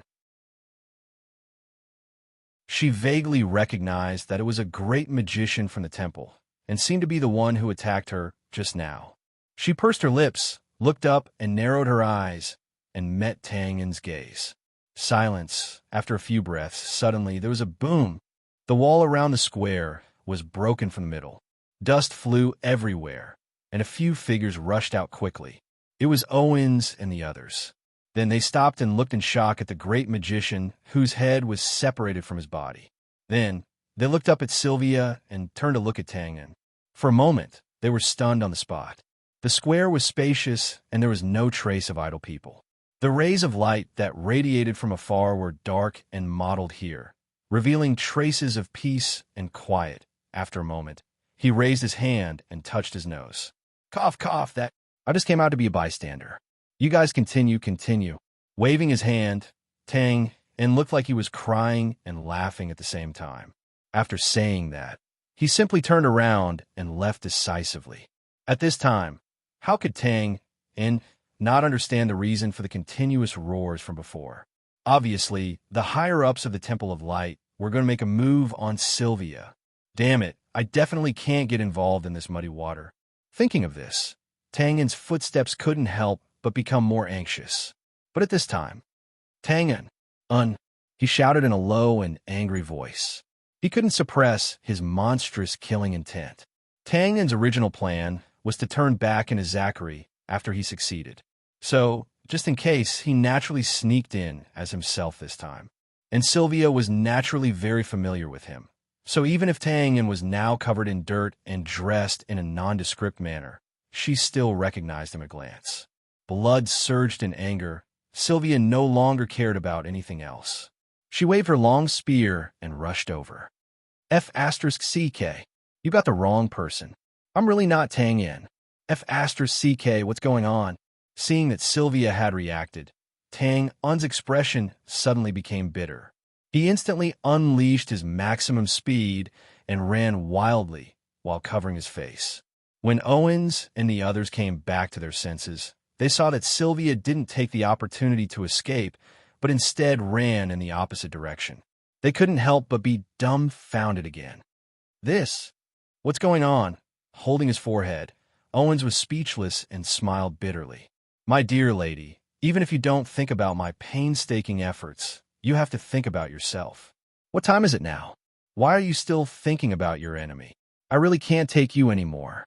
Just as the atmosphere became more and more strange, the situation suddenly became turbulent again. It's him! Over there! Quick, quick! Surround him! Shouts came one after another from afar, and it was very noisy. Not far away, Tang Yin, who was about to rush into the surrounding buildings, raised his head in amazement and looked at the large number of light knights in the distance. His figure stagnated. What the F***? Sylvia, who was behind him, also stopped in her tracks when she heard the sound. She woke up and realized that she seemed to have made a low-level mistake. Now was indeed not the time to be willful and take revenge. After all, compared to exposing the despicable Temple of Light, Tang Un's was just a personal grudge. The importance of this was naturally incomparable. Thinking of this, Sylvia glared fiercely at Tang Un. Although she was somewhat unwilling, she still chose to turn around and run away. Damn, she's so righteous. Tang Un was suddenly happy when he saw this. He was in an awkward predicament of a hungry tiger in front of him and a pack of wolves behind him. But now, with Sylvia's initiative to retreat, this predicament was undoubtedly solved in an instant. Without hesitation, Tang Un also turned around and ran, following Sylvia eagerly. However, at this time, Owens and the others took advantage of the excellent opportunity just now to rush in front of Sylvia, blocking the center of the square and waiting for her. Chapter 785. Sylvia's mistake was undoubtedly low-level and impulsive. By the time she turned around to leave, several of the Temple of Light's masters had already blocked her path and regrouped to surround her. Although the square was large, Sylvia was not Tang Un. She did not have such abnormal speed, so it was impossible for her to avoid the battle. With no other choice, Xiao Weian decisively rushed forward. She might as well start the fight first. Her spears smashed down with blazing flames and lightning, intending to take the initiative. But the Temple of Light's masters, who had learned from their mistakes, naturally did not give in. The three of them stepped forward together, roared, and waved their spears at the same time, tacitly blocking the domineering spear. Boom! In the midst of the explosion, the other three masters instantly dodged and blocked all of Sylvia's escape routes. This was the rhythm of the previous siege, but the difference was that this time they would not allow Sylvia to easily break through. Owens, who was standing alone on the periphery, sighed softly and scratched his head. He was a little conflicted. The fact that he deliberately went easy on Sylvia previously could not be hidden from the others, so this siege did not involve him at all. If he did not make a move now, he would be letting his friend down. If he made a move, it would mean that he had officially broken with the Temple of Light and walked on the same path as Sylvia. To be honest, Owens was actually secretly on the side of the Temple of Light. This did not mean that he agreed with the existence of the Bounty Hunter Guild and the corruption of the clergy. He was also not used to these kinds of things, but he was a rational person, unlike Sylvia, who was idealistic. He would not do something that he knew was impossible. He was more inclined to Rooster's view, which was to give the Temple of Light time and use gentle means to deal with it slowly, and not like Sylvia's current resolute approach, which was to directly demolish and rebuild it. But then again, although Owens did not agree with Sylvia's approach, it did not mean that he was willing to see Sylvia, a friend, be persecuted because of this. So not long ago, he deliberately chose to throw the game. If Sylvia had escaped successfully just now, then even if these experts of the temple knew what he had done, they would not have told on him. After all, they did not have a strong desire to attack Sylvia. However, if Owens were to make a move now, the meaning would be different. He would be treating them like fools. Owens rubbed his glabella with a bitter look on his face. Wouldn't it have been fine if you had just run away? Sigh, you're making things difficult for me. Compared to Owens's entanglement, Tang Un, who came up later, was happy. Seeing that Sylvia was besieged and obviously unable to escape, he couldn't help but laugh gloatingly. Haha, Sylvia. Oh, Sylvia, you F. Astra's King deserve this. I told you a long time ago that there are no good people in the Temple of Light, but you didn't believe me. What now? Did he suffer a loss? Sigh, young people. Roar. Even though Sylvia had decided to put aside her personal grudges for the time being and ignore Tang Un, she could not help but roar furiously when she heard what Tang Un said. She believed that if it weren't for someone stopping her, she would have rushed over and fought to the death with Tang Un. The faces of the experts of the Temple of Light who were besieging them were also quite ugly. How would he say that? What did he mean by there are no good people in the Temple of Light? This attack was too broad. Also, Where did this idiot come from? Just as the experts of the Temple of Light were puzzled and wondering if they should give this guy who had appeared out of nowhere a little pain, suddenly, who was constantly complaining, changed his expression and suddenly turned his head. His eyes suddenly lit up, and the familiar white silk rushed madly towards him, instantly blocking his surroundings. F***CK, this trick again. With a strange cry, Tang flipped his hand and brandished his dagger. The blood-red blade light crisscrossed and instantly cut the white silk into pieces. It was the same casting position, the same thousand-light entanglement spell, but this time it was not the great mage who had already been decapitated, but Byron who had rushed over. As mentioned earlier, the bishops of the Temple of Light were almost all great mages. Although their actual combat ability was very weak, it was not a problem for them to launch sneak attacks from a distance. Then, an angry roar came from afar. This evil heretic has just sneaked into the forbidden area of worship and stole several sacred objects. Quickly, take him down. F***CK. Ungrateful wretch. I'll remember you. To think I gave you money before. Tangen's expression gradually changed as he madly complained. These binding spells were naturally not enough to keep him here, but they could delay him from rushing out of the square. And he was now too close to the battlefield, so the experts of the Temple of Light would definitely have a chance to stop him. Damn, extreme joy begets sorrow. Sure enough, as soon as Byron's voice fell, the two experts of the Temple of Light who had disliked Tang immediately left the battlefield and rushed over with their spears. What a tragedy. Tang licked his lips, his long and narrow eyes narrowed. After thinking quickly, he decisively abandoned the white silk and faced the two experts of the Temple of Light head-on. With the white silk, it was impossible to smoothly escape.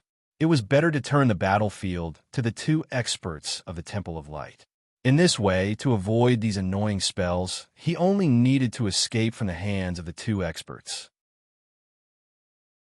Sure enough, as soon as Tang rushed out, the white silk no longer followed in order to avoid friendly fire.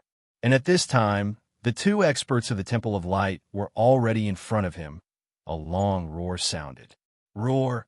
The shadow of a spear swayed as one of the experts of the Temple of Light took the initiative to attack.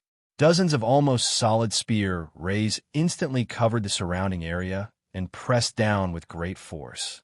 The other expert followed closely behind, the holy light of his spear fluctuating as he prepared to attack. Judging from the momentum of the attack, the two experts of the Temple of Light were not careless. Of course, a person who could be remembered by Sylvia as an enemy was enough to make everyone vigilant. However, Owens, who was hurrying over not far away, still smiled bitterly when he saw this. He did not have time to remind them. In front of this guy named Tang, it was best not to play with multiple spear shadows, because let alone dozens, even hundreds would be useless. Unfortunately, the Temple of God's expert was unaware of this, so when he saw that Twain didn't even try to dodge his spear, he couldn't help feeling happy, but then he felt disdainful. He had thought that Twain was an extraordinary expert. Just as this thought flashed through his mind, his vision suddenly blurred. Tang had rushed into the range of the spear shadows. He calmly stepped forward, casually swinging his dagger, and after a small amount of spear shadows, he instantly flashed into the gap and arrived in front of him. How is this possible? Turning pale with fright, the expert of the Temple of Light could not care less about the shock in his heart and subconsciously retreated in panic. The expert who was waiting for an opportunity was also shocked when he saw this. He hurriedly rushed forward and was about to launch an attack that he had already prepared. But in the next moment, his footsteps paused slightly. Tang, who was chasing after him, flashed and appeared beside him in an instant. Blood-blade confusion. What a fast speed. His target is me?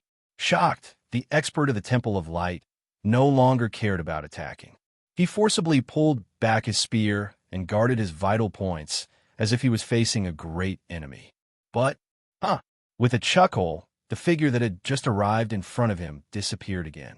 In the next moment, he appeared in front of the expert of the Temple of Light who attacked first.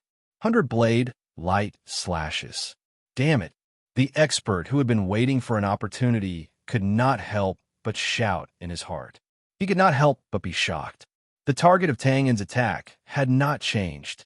However, although he was aware of it, he had no time to help because he had already sealed his spear and retreated. One wrong step led to many wrong steps. Now he could only watch as countless blade lights drowned his companion. Be careful. Bang, bang, bang. In a short period of time, the expert of the Temple of Light who was being attacked seemed to have been struck by lightning. Blood spurted out from all parts of his body and splattered in all directions along with the fragments of his light armor. Boom! With the final collision, the expert of the Temple of Light, who had long been stunned by the storm-like attacks, only knew how to defend his vital points. Then he suddenly felt a sharp pain in his lower abdomen and was sent flying with his spear. He was only injured, but not dead. This result was not because Tang Yin did not want to kill the opponent. It was because the opponent was an expert after all. Although he was defeated instantly because of a tactical mistake and the fact that he was unfamiliar with his fighting style.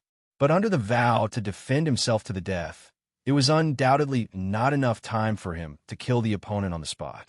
At this moment, sharp whistles entered his ears and chills ran down his spine. The sky filled with spear shadows instantly filled his vision as if it was endless. Needless to say, with such meticulous spear techniques, it was naturally Owens who had arrived. Not to mention how long Owens could hold on for on the roof of the side hall in the distance. Hiss! The bishops all sucked in a breath of cold air and looked at the battle in the square with frightened eyes. Who is this?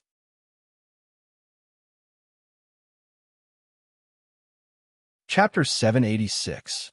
A face-to-face encounter, coming and going like the wind. Two masters, one injured and one retreating. With such a valiant battle record, it was no wonder that Byron and the others sucked in a breath of cold air and were full of fear. This was a bit different from their expected result. Just now, when they saw that the situation was not right and hurried over, they saw Tang Yin. The thief was also there. In fact, they did not think much and directly ordered the masters of the temple to take him down together. The reason why they did not pay attention to Tang Yin before was that Tang Yin had not yet left the temple's range at that time, and they thought that there would be time to catch him later. And Sylvia was undoubtedly more important, so they took care of her first. But now that Tang Yin had delivered himself to their door, they naturally had to deal with him together. To be honest, this decision was not wrong. After all, from the point that Tang Yin did not escape in the air, Byron and the others naturally thought that he did not have a void cultivation base. And the masters of the temple here were all Earth stage powerhouses. If two of them came out, they would be able to easily take him down. It was just that they did not expect that Tang Yin's valiant fighting power was far beyond their expectations. In the end, the ones who were easily taken down turned out to be their own side. They were caught off guard. Oh no!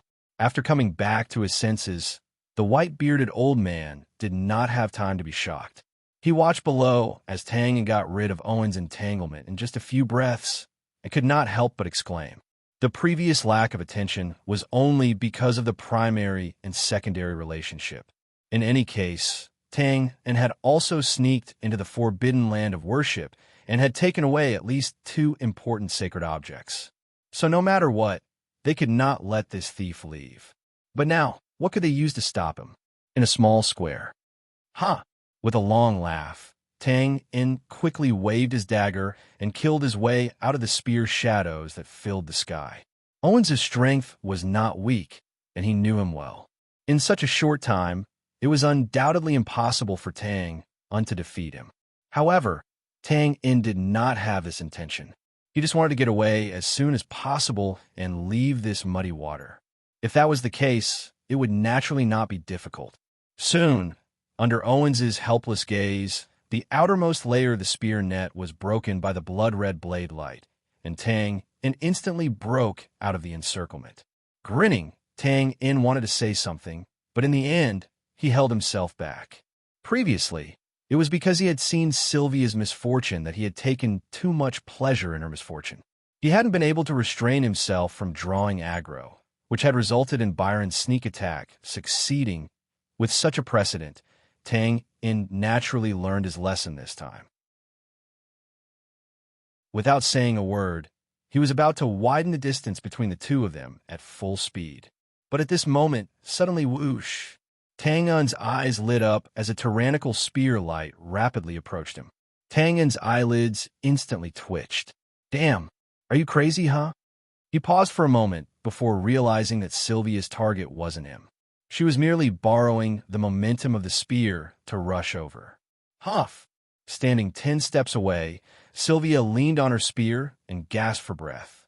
Then, she glanced sideways and the corners of her mouth rose. It's because you're too stupid. Tang In was stunned. Then, he realized that the 4 experts who had besieged Sylvia just now had also followed them and instantly sealed off all 4 directions. Suddenly, the corners of his mouth twitched. Tang In gave a thumbs up to Sylvia's violently undulating peaks and sighed to the sky. Well, I take back my previous evaluation of you being big-breasted and brainless. This time, you're simply too smart. This was not ridicule, but the truth. It was obvious that Tang Un had been tricked by Sylvia. In Sylvia's current state, there wasn't much difference whether there were 4 or 6 experts besieging her. It was also impossible for her to force her way out. So, after seeing Tang Un break out of the encirclement, she decisively led the battlefield here. It wasn't that she wanted to cooperate, but purely to divert the trouble. It must be known that the besieging experts of the temple would not let Tang Un go just as Byron gave the order. In this way, the pressure on Sylvia would undoubtedly be reduced by a lot, and at the same time, there would be more opportunities to break out of the encirclement. Such a scheme, if it wasn't quick-witted, what was it? No wonder people always said that honest people were evil.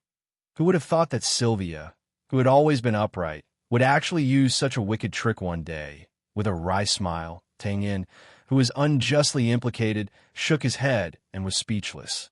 Sylvia's expression was as usual. She didn't have the self-awareness of being sinister. It was probably because the target of her scheme was Tang In, so she didn't seem to have any psychological pressure.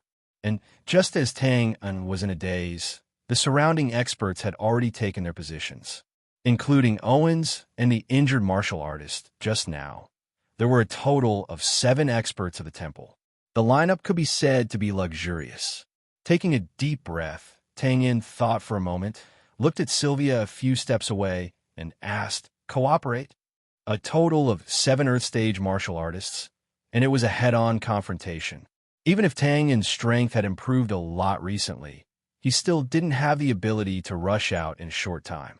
So now, cooperation was undoubtedly the wisest choice. But humph! With a light snort, Sylvia turned her head and ignored him. I'm not busty, but brainless? Who said so? Tell me, see if I don't slap him. Tang In was so thick-skinned.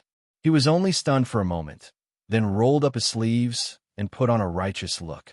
But Sylvia seemed to have lost interest in talking to him. She turned her head and looked around, slightly raising her spear. Tang In saw this and suddenly became anxious. Hey, please, now is not the time to be arrogant. Wait for me to finish it, bang. Fighting light flashed, and the spear smashed out. Sylvia brazenly attacked again. With her move, the surrounding experts of the temple naturally wouldn't be polite, and the fierce battle instantly started again. Damn it! Tang In, who had been dragged into the battle, had an innocent look on his face. He cursed and instantly dodged the incoming spear. He did not counterattack, but only wandered around like a ghost, squinting his eyes to observe the siege formation. Since Yao Weian was unwilling to cooperate, then Tang In could only rely on himself to find a loophole in the formation and think of a way to charge out. At the beginning of the chaotic battle, fighting Qi was everywhere, and dazzling white light soared into the sky. The effect was far more powerful than the previous battle. In just a few short breaths, the originally flat square was no longer the original appearance. Pieces of stone slabs flew in the air one after another, and before they fell, they were directly crushed. Even the soil below was blown up and filled the whole square. Occasionally, fighting chi overflowed, and the surrounding statues of the temple were also swept in. All kinds of God's holy objects were missing arms and legs. It looked like a scene of devastation and a mess. Clang, clang, clang. 3 spears were shot in a row, and a loud noise shook the sky. Sylvia couldn't help but take 3 steps back. Her face was pale, and then instantly turned red. Finally, puff. She couldn't help but spit out a large amount of blood, and her body swayed. There was no scheme that was absolutely beneficial to oneself. Sylvia wanted to drag Tang Yin down, so she had to bear some consequences accordingly. As mentioned before, because they were all members of the temple, the besieging experts didn't attack Sylvia with all their strength. But now, with the addition of Tang Yin, their attitude was naturally very different. Just now, Tang Yin's fierce fighting power was seen by the experts of the temple. In this way, it was naturally impossible for them to choose to hold back. That would be courting death. And once they attacked with all their strength, Sylvia naturally enjoyed the same treatment. However, this was not the main reason for the failure of the scheme. Sylvia glanced at Tang Yin, who was wandering around and rarely attacked. She was so angry that she secretly gritted her teeth. She couldn't wait to rush over and poke a few holes in him. This damn guy, Sylvia knew Tang Yin's strength. If he used all his strength, how could the situation fall into such a disadvantageous predicament? Of course, Sylvia herself was in no position to blame Tang Yin. Originally, Sylvia thought that at the critical moment of life and death, Tang Yin would have no choice but to fight to the death. But she didn't expect Tang Yin's body movement to be much more abnormal than before. Even under the heavy spear shadows, it seemed that she couldn't do anything to him for a while. Could it be that she really had to cooperate? The slight distraction made Sylvia's situation even worse. While she was struggling to resist, a spear shadow instantly shot out like a viper coming out of its hole. Bang! God's grace's shoulder armor was completely shattered, and at the same time, it left a deep wound on Sylvia's left shoulder. With a muffled groan, Sylvia pulled her spear back. Then, her eyes flashed slightly, as if she had decided on something. Panting rapidly, she suddenly turned her spear. Blazing flames rose violently, and dozens of spear shadows shot out in an instant, covering a large area. King. With an angry shout, Tang Yin was shocked to see more than half of the spear light coming towards him. He lowered his body, crouched on the ground, and instantly leaped out while sticking close to the ground, avoiding this large-scale attack. Then, with a bang, he slapped the stone slab and forcibly twisted his waist to get up. Tang Yin turned his head angrily and immediately wanted to ask for an explanation. But at this time, Sylvia turned her head back as if nothing had happened, as if she didn't realize that she had just launched a sneak attack. Opening his mouth, Tang Yin, who was extremely annoyed, was just about to curse, but then he suddenly paused and frowned slightly. That's not right. Now that this dangerous situation was in front of him, Sylvia could not see it, but she attacked him at this time. She wanted to drag me down with her? Isn't it too early? Could it be? Raising his eyebrows, Tang Yin once again looked at the expressionless Sylvia. After thinking for a while, he turned his hand and flashed his dagger and continued to stroll around. Sylvia's expression didn't change, as if she didn't notice Tang Yin's actions.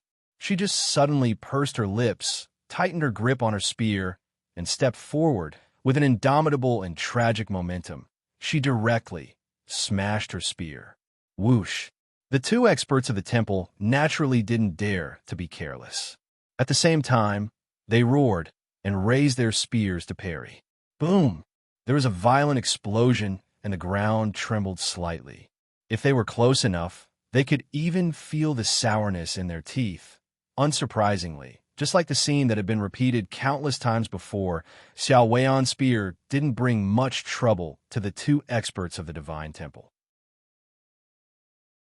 But then, as soon as Sylvia's flaming spear was shaken away, a ghostly figure suddenly flashed in, waved her hand, and slashed. The demonic blood blade slanted upwards, instantly passing through the two spears that had already loosened and slashed at the throat of one of the experts of the temple behind her. In an instant, the expert of the temple turned pale. Sylvia's heavy spear was not easy to block. At this time, he was in a state where he had exhausted his strength and had not yet recovered his strength, so he couldn't resist at all. Of course, this interval was very short, so short that it was less than a breath. But at this time, the demonic blood blade appeared in front of him. He subconsciously closed his eyes. Ding! A faint trace of coolness swept across his neck, and then a slightly warm liquid slowly flowed down. Because it was too close, the sound of metal clashing was extremely ear-piercing, but when it reached the ears of the experts of the temple, it was undoubtedly the gospel of God. Opening his eyes in ecstasy, he saw a sharp spear point horizontally in front of him, like a boundary between life and death. It was Owen's. As the saying goes, the one who understands a person best is often the enemy. Owens was too afraid of Tang-in, so even though Tang-in did not show any signs of attacking before, he still focused most of his attention on Tang-in. It was also because of this that his spear was able to knock the demonic blood blade askew without delay and save the expert of the temple. Not bad. After exclaiming in surprise, the corners of Tang-un's mouth curled up. Not only did he not look regretful, but he was also generous with his praise. Tang-un was in a good mood now, because he confirmed one thing, and that was that Sylvia wanted to cooperate. In fact, there were many opportunities to attack like just now, but even if Tang-un could see it, he did not interfere. The reason was very simple, because Tang-un was not sure if Sylvia would take the opportunity to shoot him from behind when he attacked. Fortunately, it turned out that such a thing did not happen now. This also meant that Sylvia really did want to cooperate with him. However, perhaps because she did not want to lose face or something, she did not say it out loud. Instead, she openly shot him a dozen times in the back and let him think about it himself. Sigh, I can't be so arrogant. Fortunately, my IQ is high enough.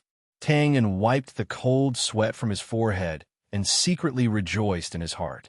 Tang-un was naturally happy to be able to cooperate with her, because if Sylvia continued to fight like this, the final result was likely to be her death, followed by Tang-un's, or if he was lucky enough to escape with serious injuries.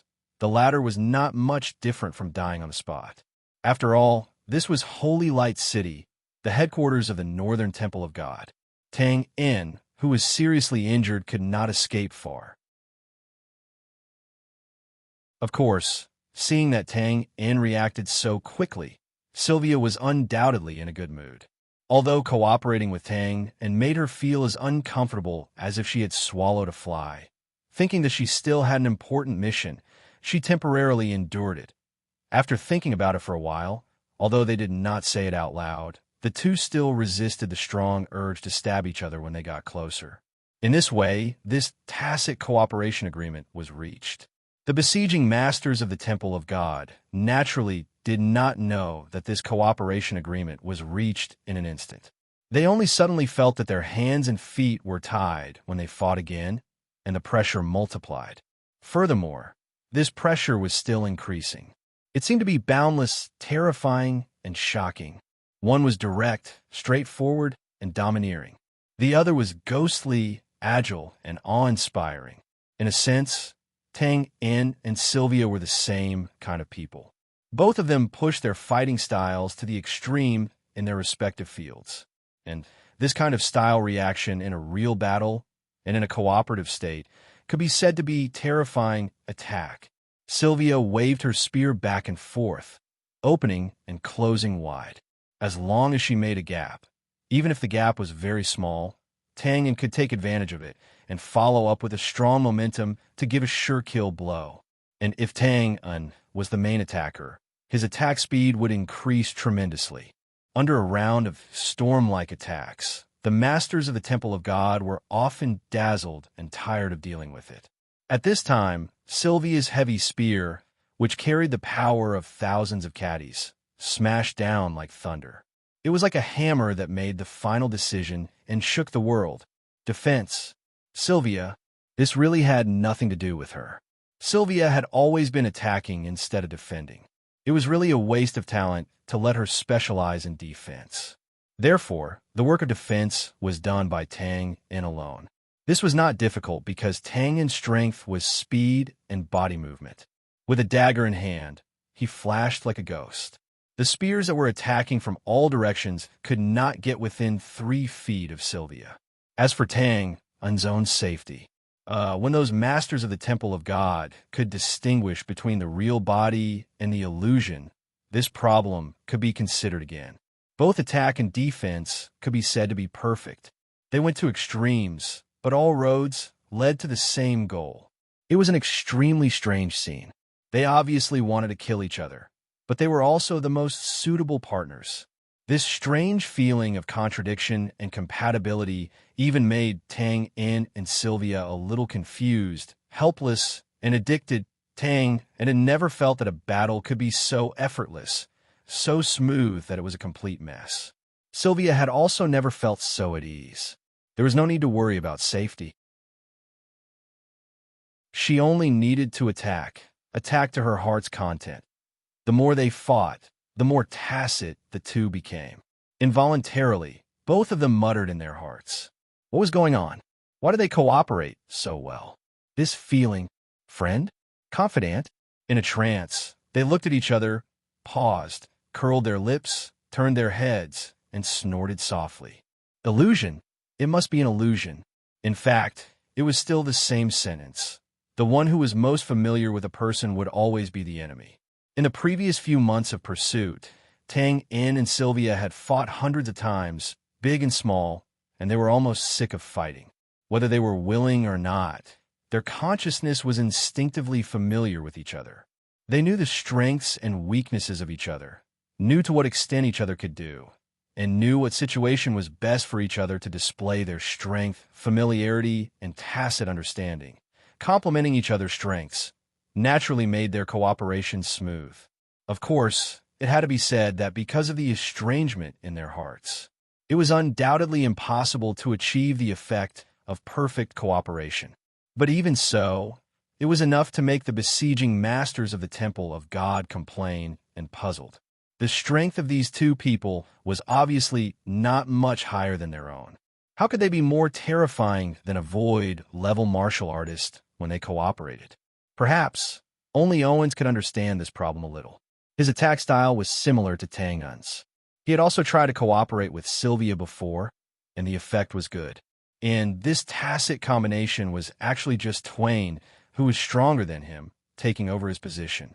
In this way, the superposition of power was naturally reasonable. It was just that this superposition was a bit too exaggerated. However, whether it was confusion or understanding, as Tang In and Sylvia gradually adapted to each other's existence, this temporary combination was already unstoppable.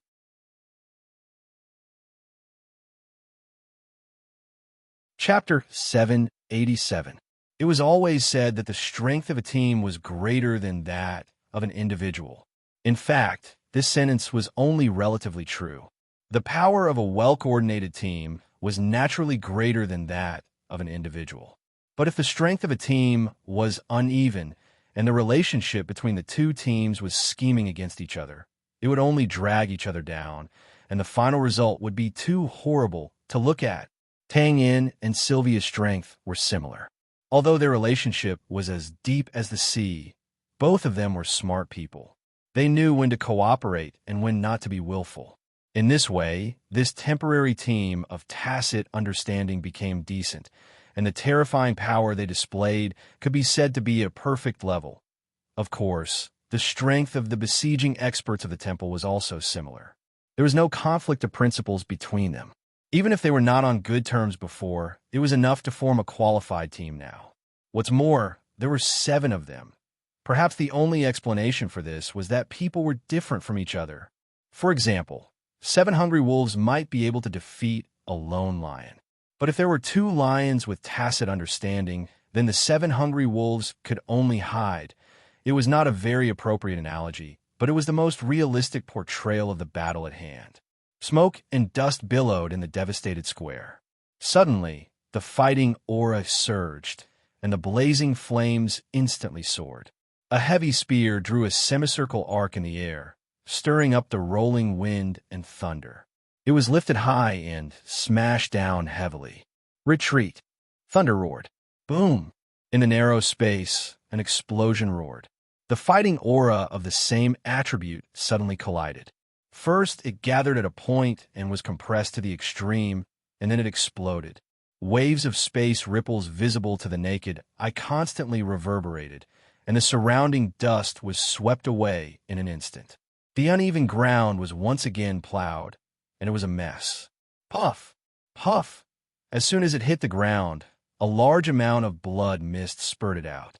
Two figures flew backward and quickly left the center of the battle. The holy armor they wore also collapsed on its own, and inch by inch, the broken pieces scattered along the way. Before the power of this terrifying collision disappeared, traces of inconspicuous but abnormally demonic blood blades appeared in the center of the battle circle again. And in the blink of an eye, they crisscrossed, densely packed like an inescapable net. He coldly shouted in a low voice, "Get lost!"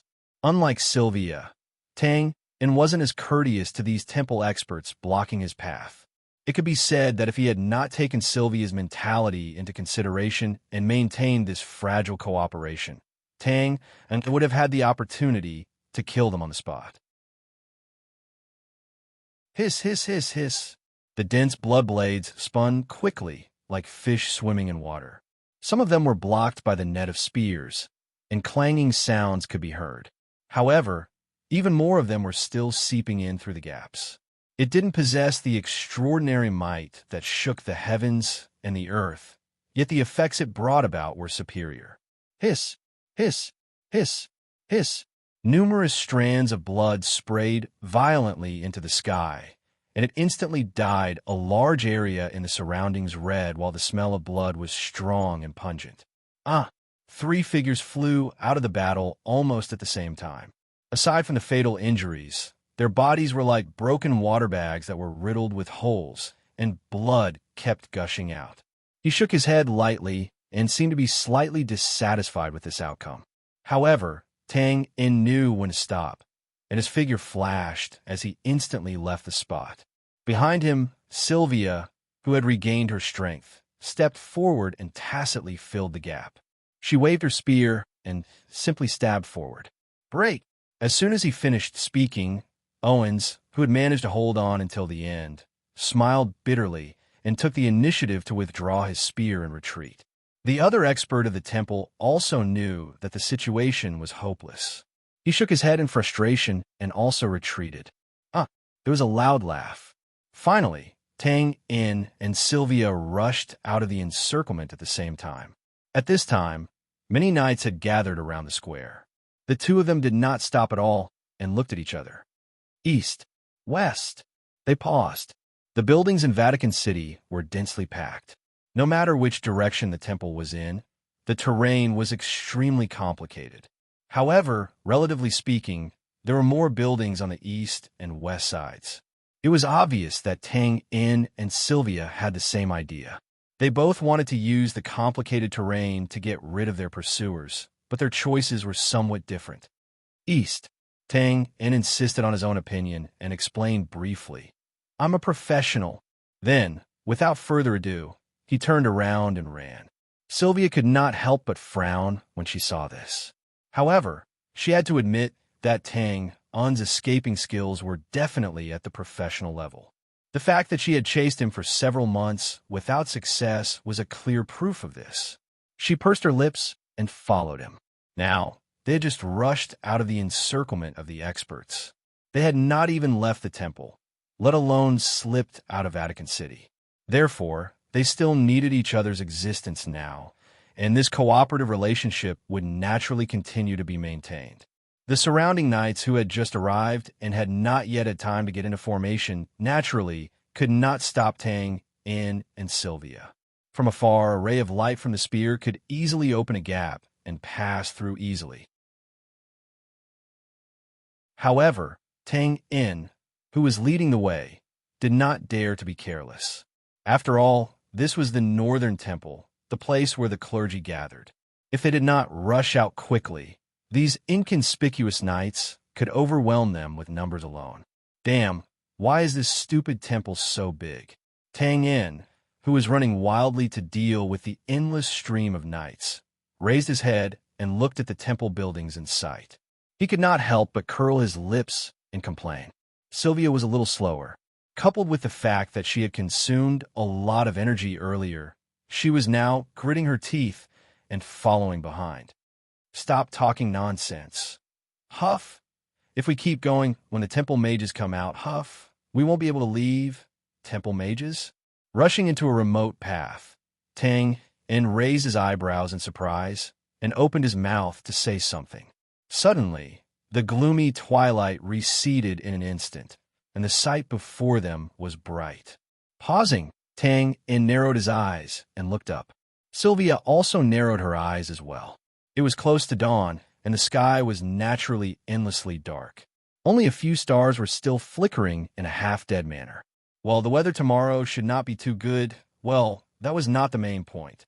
The main point was that right now, above Tang Yin and Sylvia, in a region of the sky, large patches of clouds were bright and clear. It was as if the rising sun was hidden behind them, forming a sharp contrast with the boundless twilight around them. It was extremely strange. Looking down, slightly, in the sky a few miles to the left, dozens of silhouettes were quietly floating in the air with their hands raised high. They could vaguely see magic staffs in their hands. Temple mages? Blinking, Tang Yin lowered his head and looked at Sylvia. He said hesitantly, "You have practiced the crow's beak skill?" Of course, this was not Sylvia's fault. In fact, Tang Yin was part of the reason. It was because of the two pillars of light that rose from the forbidden ground of worship that Byron and the others thought of mobilizing the temple mages. Otherwise, even if Byron and the others sensed that the battle situation was not right and gave the order in time, it would be impossible for the temple mages to rush over so quickly. However, Sylvia was not in the mood to pay attention to Tang Yin's ridicule. She only stood with her head raised like a statue, staring blankly at the sky with a dazed expression. This is God's judgment. On the roof of the side hall behind them, the white-bearded old man said the answer that Sylvia found unbelievable with difficulty. There was an unconcealable panic on his face. "Bishop Byron, should we reconsider? This magic. The area it covers is too wide. The temple will be torn down. It's not that exaggerated. The number of mages and the temple mages is not enough. They won't be able to unleash the full power of this magic. At most, they will only be able to tear down a small part of it." Byron's expression did not change, as gloomy as water. "Moreover, the building can be rebuilt if it is destroyed. But if we go down, we will never be able to climb back up." It was a very simple logic, but it was also the real reason why the bishops did not stop Byron's crazy actions. In the end, their own interests would always be the most important. Everything else could be ignored for the time being, but the white-bearded old man stretched out his trembling hand and pointed to the east of the temple. Apart from the building, there are many clergymen in that area. This was the biggest problem. If the power of this God's judgment was really as terrifying as they said, then the many Knights of Light who had not received the order to retreat in time would undoubtedly be buried with them. Byron's wrinkled old face twitched. He narrowed his eyes and said in a deep voice, "Sacrificing for the glory of the temple is the duty of the clergyman." He paused and waved his hand impatiently. "All right, the magic has already been cast. The opportunity cannot be missed. This matter is settled. Don't mention it again."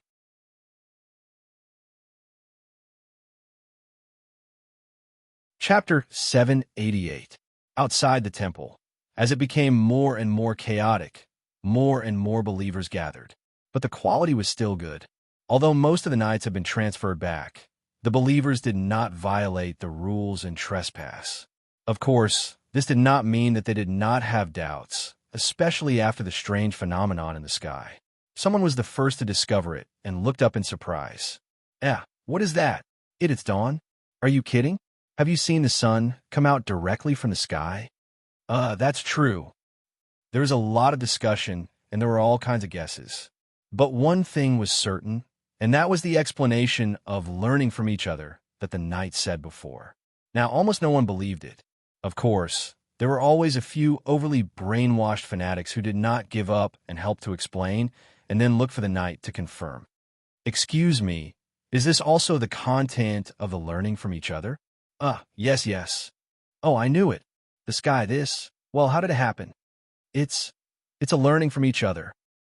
The answer was irrelevant, but the knights were helpless. They only received orders from their superiors to stop people here and did not know the inside story. Now that they were faced with doubts, they naturally could not give any convincing reason, so they could only insist that it was a learning from each other. The same doubts were not only among the ignorant believers outside, but also among the clergy who were searching inside. But after all, they knew more. Some of them even looked at the strange phenomenon in the sky and felt that it was somewhat familiar, as if they had heard or seen it before. They might not be able to recall it in time, but there was a faint sense of great fear that made them stop in their tracks and look hesitant. Soon, this atmosphere spread, and the noisy temple in the middle of the night slowly quieted down. On a remote path. God's judgment. What is that? Magic? How powerful is it? Listening to Sylvia's low murmur, Tang looked up at the clouds that seemed to be getting brighter and frowned slightly. He vaguely smelled a hint of danger, so he asked anxiously. There was no answer. Sylvia was still in a daze, and her eyes were in a trance. God's judgment. It's God's judgment. Judge me? If Father God really comes, I'm willing to accept the judgment and see who is right and who is wrong. Tang reached out and snapped his fingers in front of Sylvia's eyes. Hey, wake up, wake up. Answer my question, big sister. Sylvia finally regained her senses. She took a deep breath and nodded. It's magic. It's very powerful. How old is it? Looking at Sylvia's expression, Tang subconsciously asked carefully. Pursing his lips, he continued. If it hits, not to mention you and me, even a void-grade cultivator would not be able to survive. F***CK. Why didn't you say so earlier? Tang's expression changed drastically when he heard this. He turned around and ran away without saying a word. This time, he was truly moving at full speed. In just a short moment, he had traversed a distance of 10 feet. Sylvia did not move. She looked at Tang's abnormal speed and shook her head slightly, as if she was looking at an ant trying to move a mountain. At this moment, suddenly, a ray of light shone down. A halo of light shone down from the clouds. It looked like a small beam from above, but when it landed on the ground in an instant, it enveloped about 1/8 of the entire temple. At this moment, Tang's ghostly figure suddenly stopped. Bang! The bluestone floor under his feet slightly caved in and many fine cracks appeared. He turned his head in surprise. What is this situation? The projected halo was like a gauze. It was unusually bright and directly illuminated the surrounding environment. It seemed like there was no problem, just like the light cast by the rising sun in the east. But after Tang hesitated and reached out his hand, he felt as if he was underwater. He waved his hand casually, but there was an obvious resistance silently resisting. If it was explained by the concept of the modern world, it was as if the gravity of the world had suddenly increased several times. At the same time, an invisible pressure was constantly pressing down from above. This feeling made Tang a little dazed. It was as if he had returned to the outside of the imperial city in the northern wilderness, facing more than 10 powerhouses in the northern wilderness who had joined forces to attack the mountain. When the gods are carrying out a trial, of course, they will not allow the trial target to escape in advance. This is the origin of the name God's Trial. Sylvia stepped from behind, the corners of her mouth slightly raised as if she was mocking, but it was mostly self-deprecating. Haha, I just didn't expect that one day I would also be judged. T. You don't even give me a chance to defend myself. How can you have the nerve to call this a trial? Tang's face darkened, and his expression was unusually ugly. You are from the Temple of Light? You should know how to solve this thing, right? There is no solution. We have no chance. Shaking her head, Sylvia, who had always been persistent, could not help but feel a little dejected now. She stretched out her arm, and a layer of holy fighting light burst out. Fighting energy and magic can be slightly alleviated, but only temporarily. This light will continue to grow stronger, and the pressure will also become heavier with the passage of time until it overpowers the fighting energy, completely nailing us to the spot, unable to move. Pause for a while sighed softly. The power of the gods is vast and mighty. The power of mortals is ultimately too insignificant. Tang Yin, I know you're very fast. But according to the range of this light, it is impossible for you to escape. Damn! His heart sank. Sylvia's judgment could not be wrong, but Tang Yin still did not give up and pointed to the surroundings and asked, "So, this is a range of attack. What about these temple buildings? What about these knights? What about these mages? Could it be that they also—" He did not finish his words. Looking at Sylvia suddenly clenching her fists, blue veins popping out, and unable to suppress her monstrous anger, Tang Yin undoubtedly knew the answer. He opened his mouth and then raised his thumb. Awesome. To be able to do this to the extent of madness. The Temple of Light can compete with the Guild of Rogues for business. Complaining could not solve the problem. After a few seconds of silence, Tang Yin narrowed his long and narrow eyes slightly. He clenched his fist, and his whole body was covered with a faint layer of bloodlight. Under Sylvia's surprised gaze, he once again stepped forward under the heavier pressure. I don't know what the judgment of the gods is. I only know that my life will always be in my own hands. And he paused, step by step, and laughed at himself. Haha, I'm not a good person. If I want to be judged, I will have to enter hell and discuss it with the devil. Gods and whatnot can't control me. Stand aside. As soon as he finished speaking, the bloodlight suddenly surged, and his speed increased, and he once again ran wildly. Sylvia stood in the same place, looking at the wretched figure who usually wanted to stab her 1,000 times. She was stunned, then looked down at her palm, and muttered in a low voice, "Fate, in your own hands."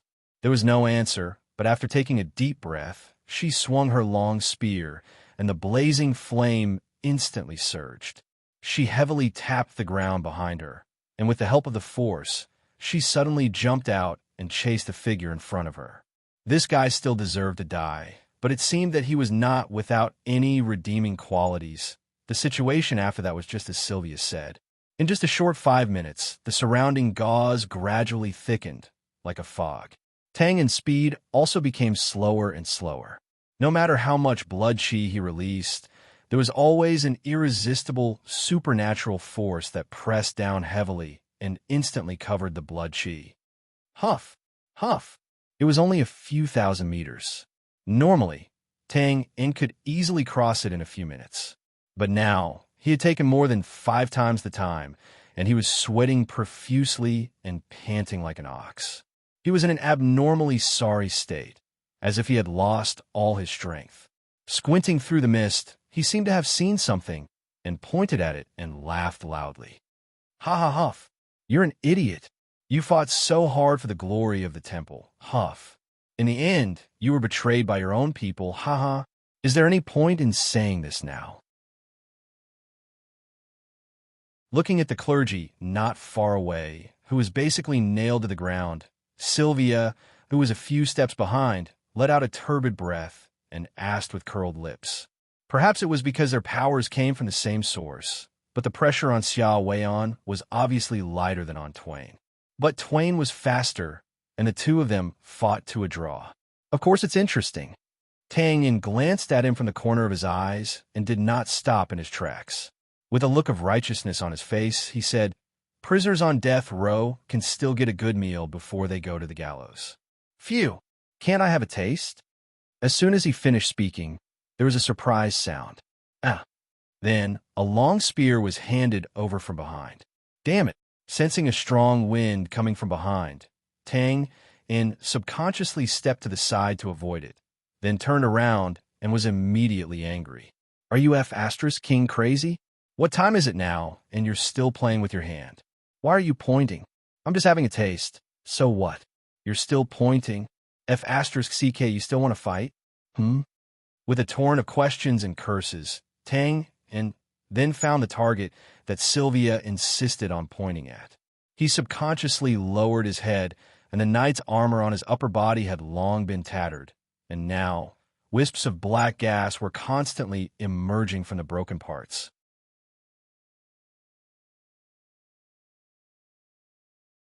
Chapter 789. What? Just because of this? Come on, don't you know how to talk? Why did you have to stab me? Slightly startled, Tang In quickly realized that the black gas was emitted by the skull in his arms. He was not surprised. After all, they were now in the range of God's judgment, and the light magic elements were rich.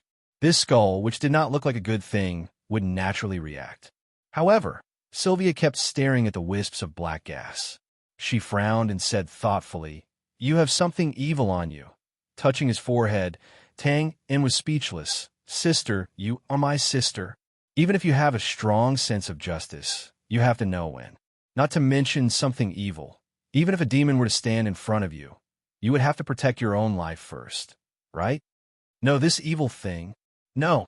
After taking a few steps closer, Sylvia seemed to have discovered something. Her eyes narrowed. "You have something evil on you. I felt it before, but this." She pointed at the wisps of black gas emitting from all over the armor. "This black gas is strange. The pressure here is almost unbearable for us, but this black gas is not affected at all." Twain could not help but be startled when he heard that. He lowered his head and also noticed something strange. Just as Sylvia said, the pressure in this area had reached an appalling level. The surrounding knights could not move at all. However, the wisps of black gas continued to rise faintly and persistently. The thin column of gas did not tremble at all, as if the terrifying pressure around them did not exist at all. Without a doubt, this scene was definitely abnormal. Tang En's heart skipped a beat, and he hurriedly reached into his clothes to search for the skull that was constantly emitting black gas. He spread out his hands and said, "It's this thing. Take a look." Before he finished speaking, he exclaimed, "Demon skull." Even someone as calm as Xiao Weian couldn't help but take a few steps back when she saw the skull, her expression palpitating with fear. This thing is a demon skull. It doesn't look like one. It's too small, and it doesn't have any horns. No matter how you look at it, it looks like an ordinary person's skull." Tang In grabbed the skull and looked at it over and over again. He couldn't find any of the legendary demon genes. He couldn't help but shake his head in disapproval. Sylvia had also calmed down, but she seemed to be wary of the black gas and did not approach it. This is indeed a demon skull. Legend has it that it was created by an evil black magician in the northern wilderness hundreds of years ago. Time was of the essence, so Sylvia only briefly explained the origin of the skull. Simply put, it was because the progress of the people of the northern wilderness in cultivating battle energy and magic was too slow, so they had no choice but to find another way. It was just like how they had found a way to borrow power from the magical beast to fight against the Brands Chi warriors. Some of the northern wilderness magicians weren't willing to practice the normal system of magic, which was the result of being suppressed by magician Bran all year round. So they liked to delve into evil ways, such as black magic. And this skull, which was a demon skull, was something that a black magician had created. Sylvia didn't go into detail about the process of creating it, but from the look of extreme disgust and the mention of this skull is stained with the blood of tens of thousands of innocent people, it was clear that this thing was indeed not something good. The truth was that the fellow who had created this thing didn't stay arrogant for long before he became one of the blood sacrifices. Many people coveted the power of the demon skull. There were people in the northern wilderness and in the Brands world of magic. The last time this skull appeared was about 50 years ago, and it fell into the hands of a fallen water magician in the Brand. It was said that it caused a huge commotion at that time, and it was only when the temple intervened that the situation finally calmed down. At this point, Tang waved his hand and interrupted. We'll talk about this later. You just said that this demon skull is very powerful. To what extent? Can it suppress this judgment of God? It's been too long, and I only know that this evil skull is very powerful from the records. But whether it can resist the judgment of God. After a pause, Sylvia shook her head, indicating that she didn't know. Then, she frowned and looked at Tangen.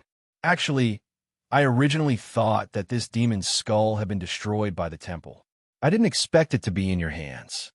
What's with that look?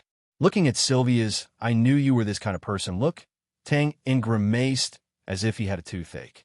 Okay, I admit that I'm not a good person, but this demon's skull really isn't mine. I just took it in your forbidden area. Hearing Tang say that he took it and didn't steal it, Sylvia couldn't help but raise her eyebrows, but she didn't dwell on it. She frowned slightly. It's still in the temple. That means it's not easy to destroy it immediately. It needs to be purified slowly. She suddenly understood and pointed to the skull. No wonder. Take a closer look. Aren't there many tiny cracks on it? Who knows what the temple is up to? Maybe you can't bear to part with it. Tangen had never been afraid to speculate about the Temple of Light with the most vicious thoughts, so he couldn't help but make a few malicious guesses. But then, he lifted the skull and squinted to take a closer look, and his gaze suddenly froze. Just as Xiao Weian had guessed, the skull did not seem to have any problems at first glance. However, if one were to look through the wisps of black gas, one would be able to see numerous tiny cracks at the top of the white and smooth skull, just like a spider web. Obviously, there were some problems with this demon skull, and it was no longer a perfect magic tool. But after discovering this, Tang wasn't alarmed but delighted. He exchanged a glance with Sylvia, and the hand holding the skull trembled a little. It was a very simple reason. What kind of power would an object that had been purified by the power of light for decades not only not be destroyed, but still emitted black gas unyieldingly? Well, it was really terrifying just thinking about it. Ha ha! After laughing loudly, Tang held the skull with both hands, and his gaze was scorching. Extreme misfortune comes bliss. Absolutely bliss comes from extreme misfortune, right?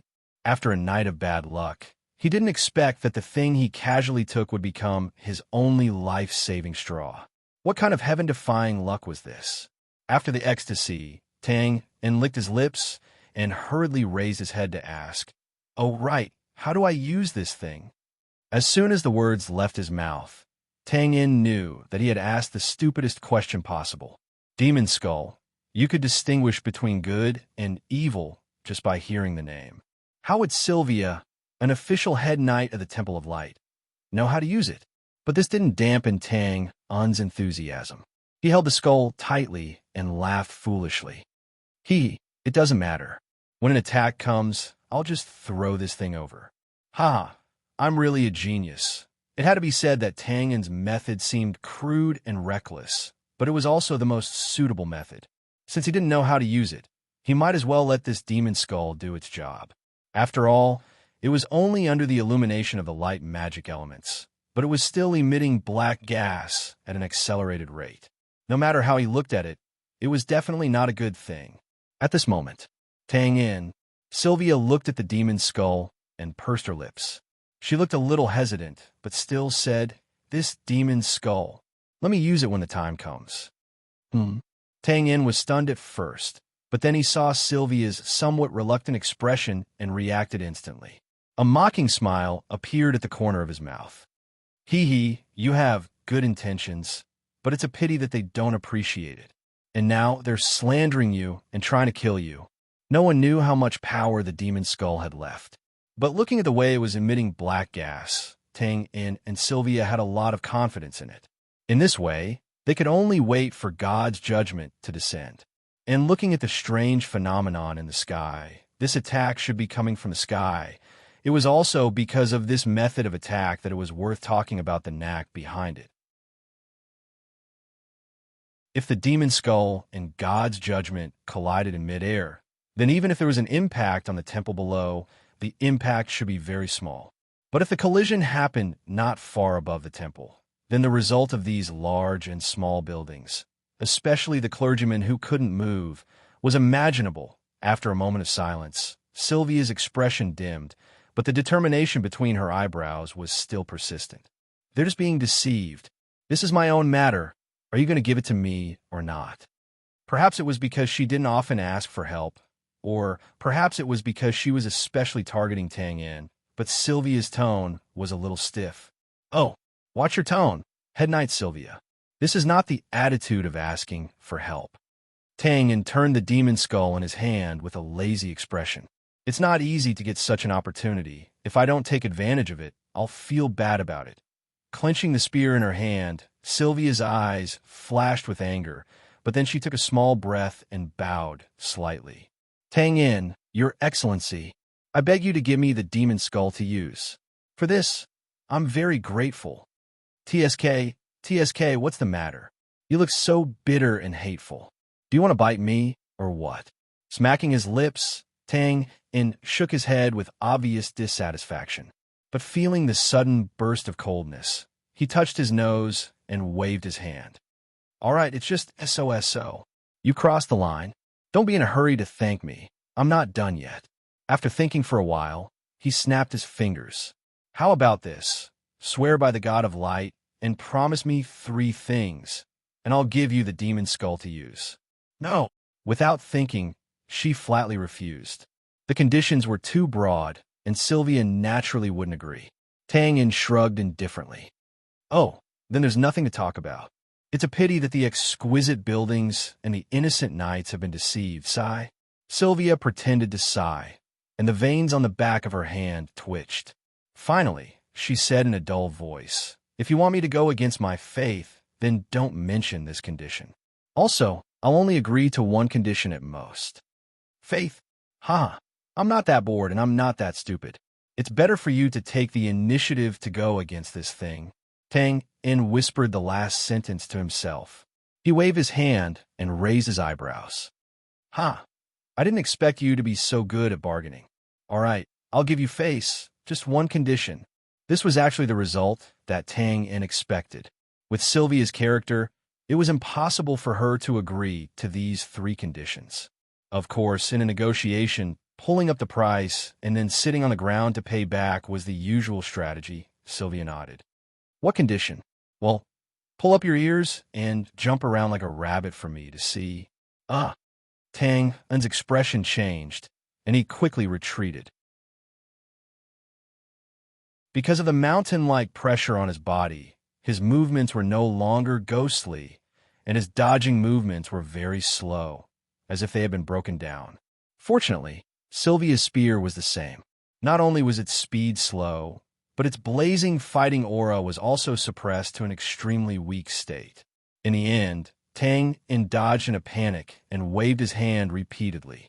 Calm down, calm down. I'm just kidding. The devil skull is still here. Don't break it." "Oomph." Probably because of the devil's skull, Sylvia snorted coldly and withdrew her spear with a frosty expression. "Damn, having such a partner is really stressful." Tang Yin grinned, and then spread his hands in a serious manner. "I haven't thought of the specific terms and conditions yet. Let's talk about it in the future." Sylvia couldn't help but frown when she heard this. The uncertain conditions were like a mountain pressing down on her, and of course, she didn't feel too good. But on the other hand, if she killed the other party first, then the conditions would naturally be invalid. Finally, she nodded lightly and swore with her fingers raised. "Okay, Sylvia, swear by the Father God that under the premise of not violating my faith, I promise to agree to 1 condition of Tang Yin. If I violate..." Before she finished speaking, she was slightly stunned. It turned out that the skull had already been thrown over. Tang Yin shrugged and simply said, "Okay, I believe you." To let Sylvia, a fanatic, swear by the god of light, it was a done deal. As for going back on her words after agreeing, to put it bluntly, Sylvia wasn't Tang Yin, so she really couldn't do such a thing. In this way, Tang Yin naturally didn't mind doing her a favor. Of course, the most important reason was that Tang Yin didn't want to throw the skull, because he remembered the old butler's warning that his blood and chi level couldn't be increased anymore, or else it would be seriously unbalanced, and even affect his martial arts state of mind, turning him into a killing machine. She stretched out her spear and caught the devil's skull.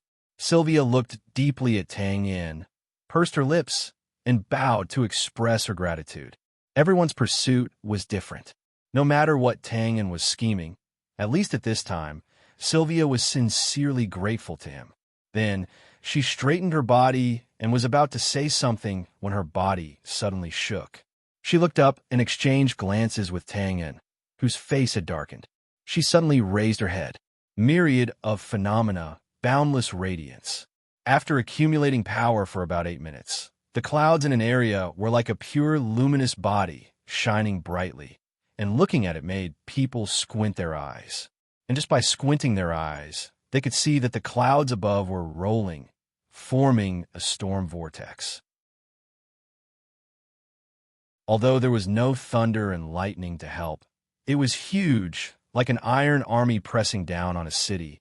Its power was overwhelming and instantly intimidating everything in the world. Thump, thump, one after another, the sound of something crashing to the ground rang out. It was the knights who couldn't move around, unable to withstand this mighty heavenly power, and they knelt down one after another. It was just the prelude to the attack, but the power was already so terrifying. However, taking a deep breath, he suddenly raised his head and roared. Roar!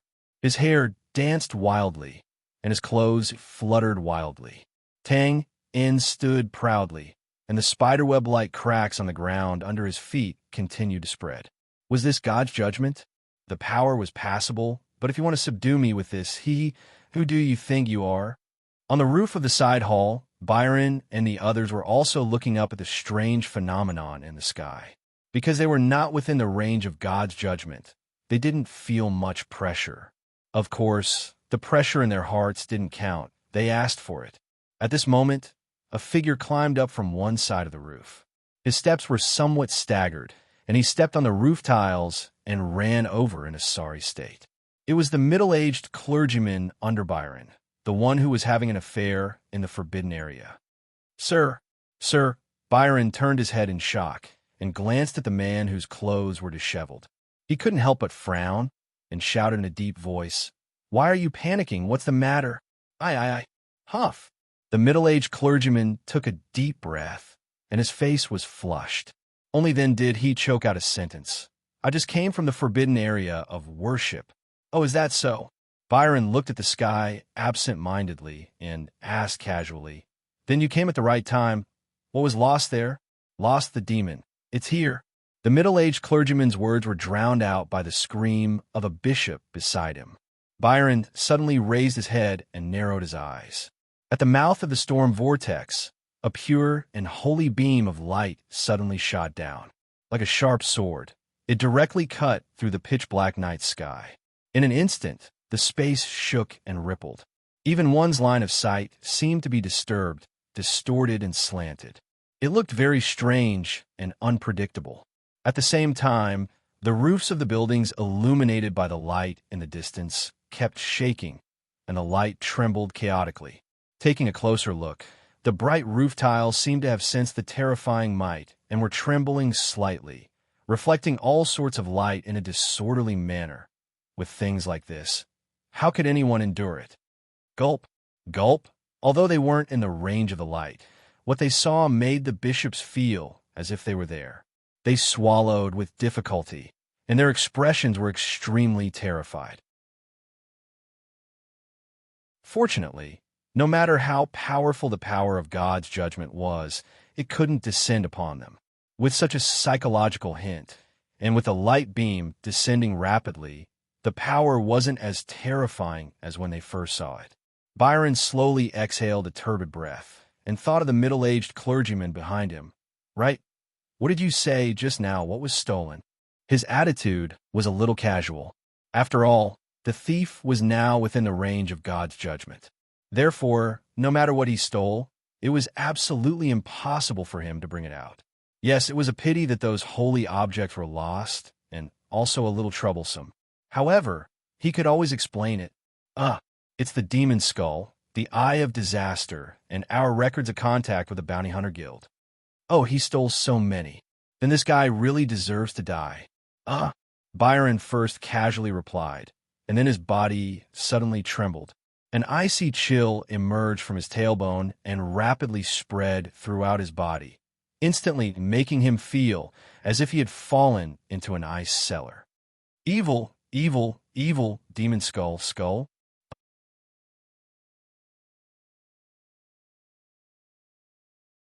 Chapter 790. How fast was the speed of light? To be honest, Tang and remembered his physics teacher talking about this concept in the modern world. But it was a pity that all of this had been returned to that teacher. But fortunately, martial artists were more or less sensitive to distance. Sylvia had outstanding talent, so she was even more familiar with this. At a certain moment, the curves of her body were stretched to the extreme, like the bow of a full moon. She suddenly took a step forward. Bang! The ground trembled slightly, and fine cracks like a spider web instantly spread out on the bluestone floor. Roar! The hoarse roar shook the sky. Sylvia's expression was somewhat distorted at this moment. The fighting aura on her arms surged wildly, as if she was pushing the mountain forward with all her might.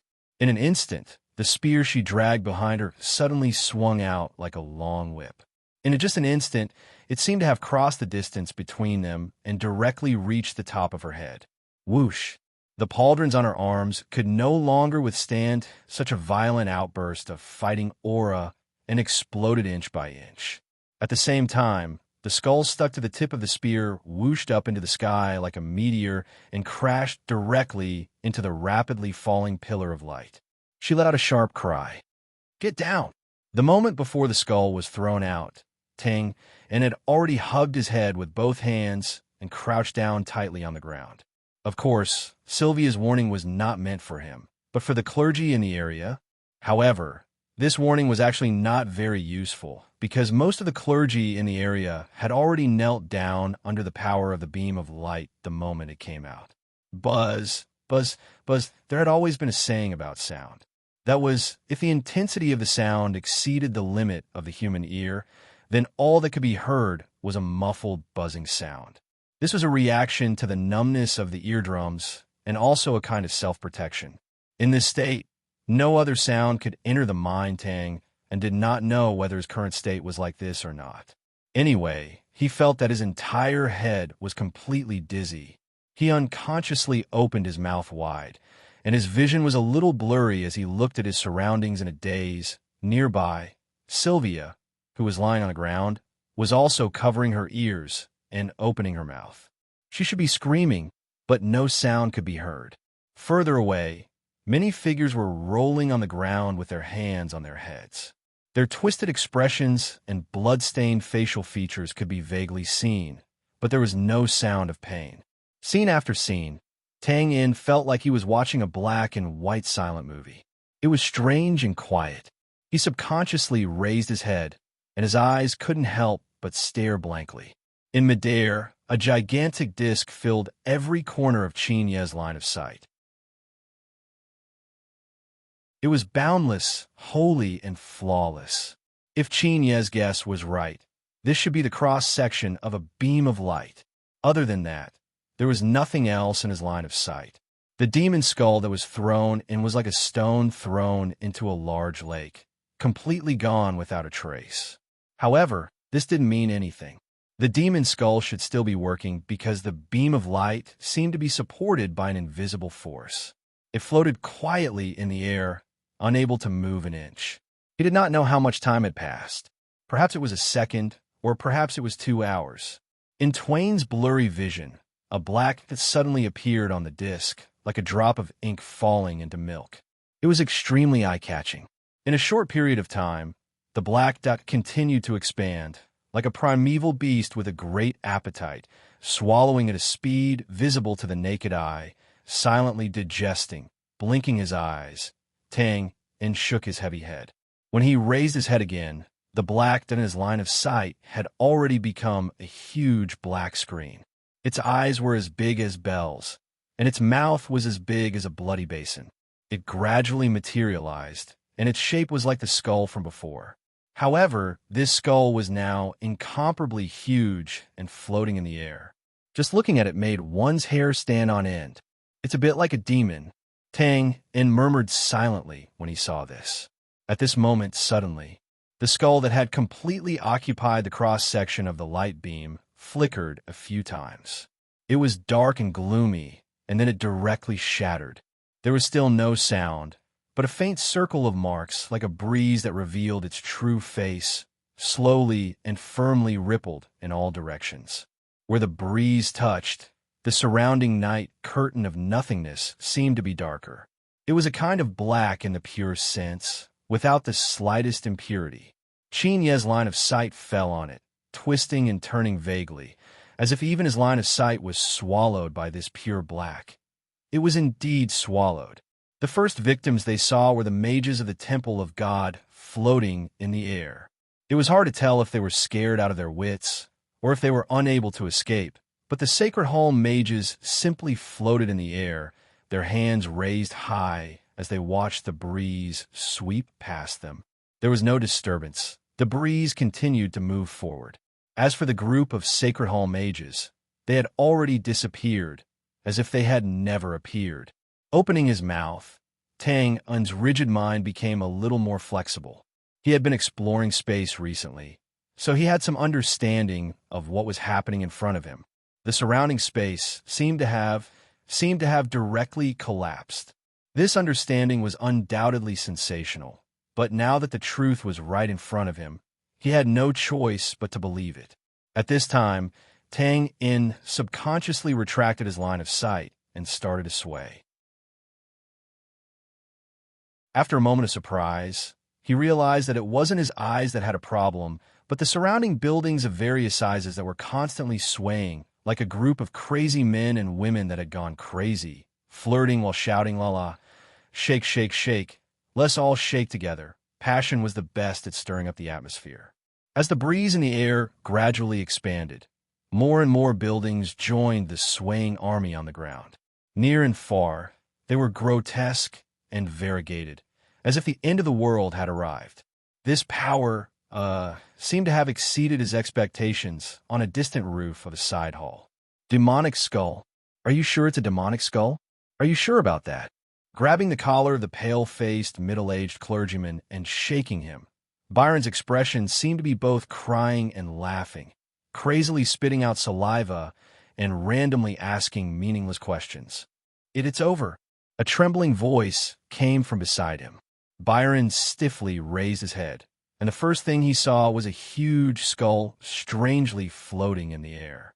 Because of the angle, what Byron and the others saw was undoubtedly more complete than what Tang and could see from the inside. When the skull suddenly shattered, the holy light of God's judgment also dimmed in an instant, as if it had been directly hit in a vital point. Even the whirlpool that was constantly rotating above stopped in an instant. Then, faint traces of the breeze appeared, rustling. Walala, Byron and the others who were outside heard these sounds and subconsciously looked down, only to see the towering buildings in the distance start to shake.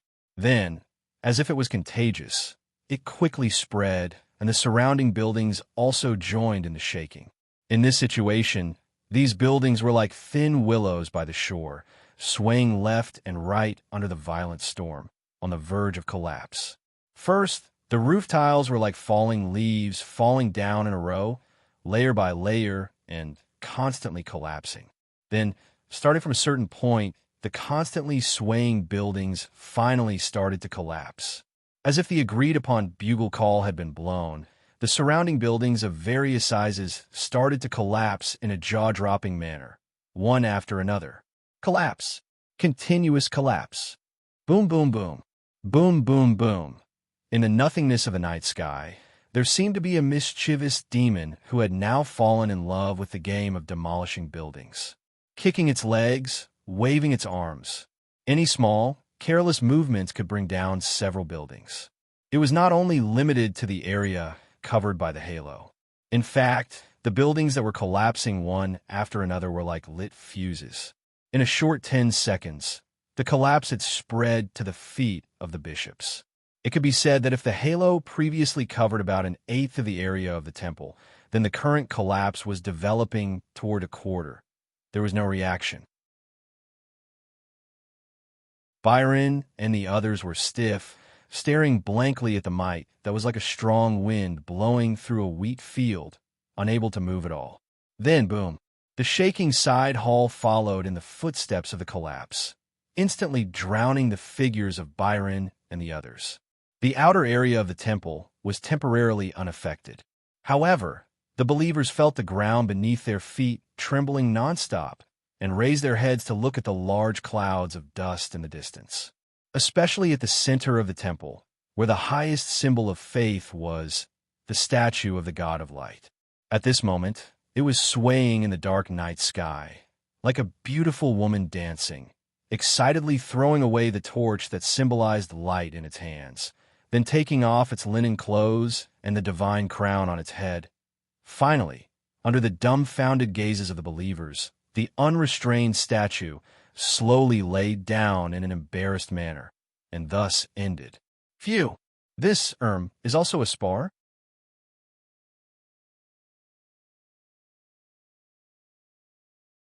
Chapter 791. Late at night, as the dust above the temple gradually dispersed, revealing the sparse stars, the hustle and bustle of the night finally subsided. Of course, tonight, the temple was destined to be sleepless, and so was Holy Light City.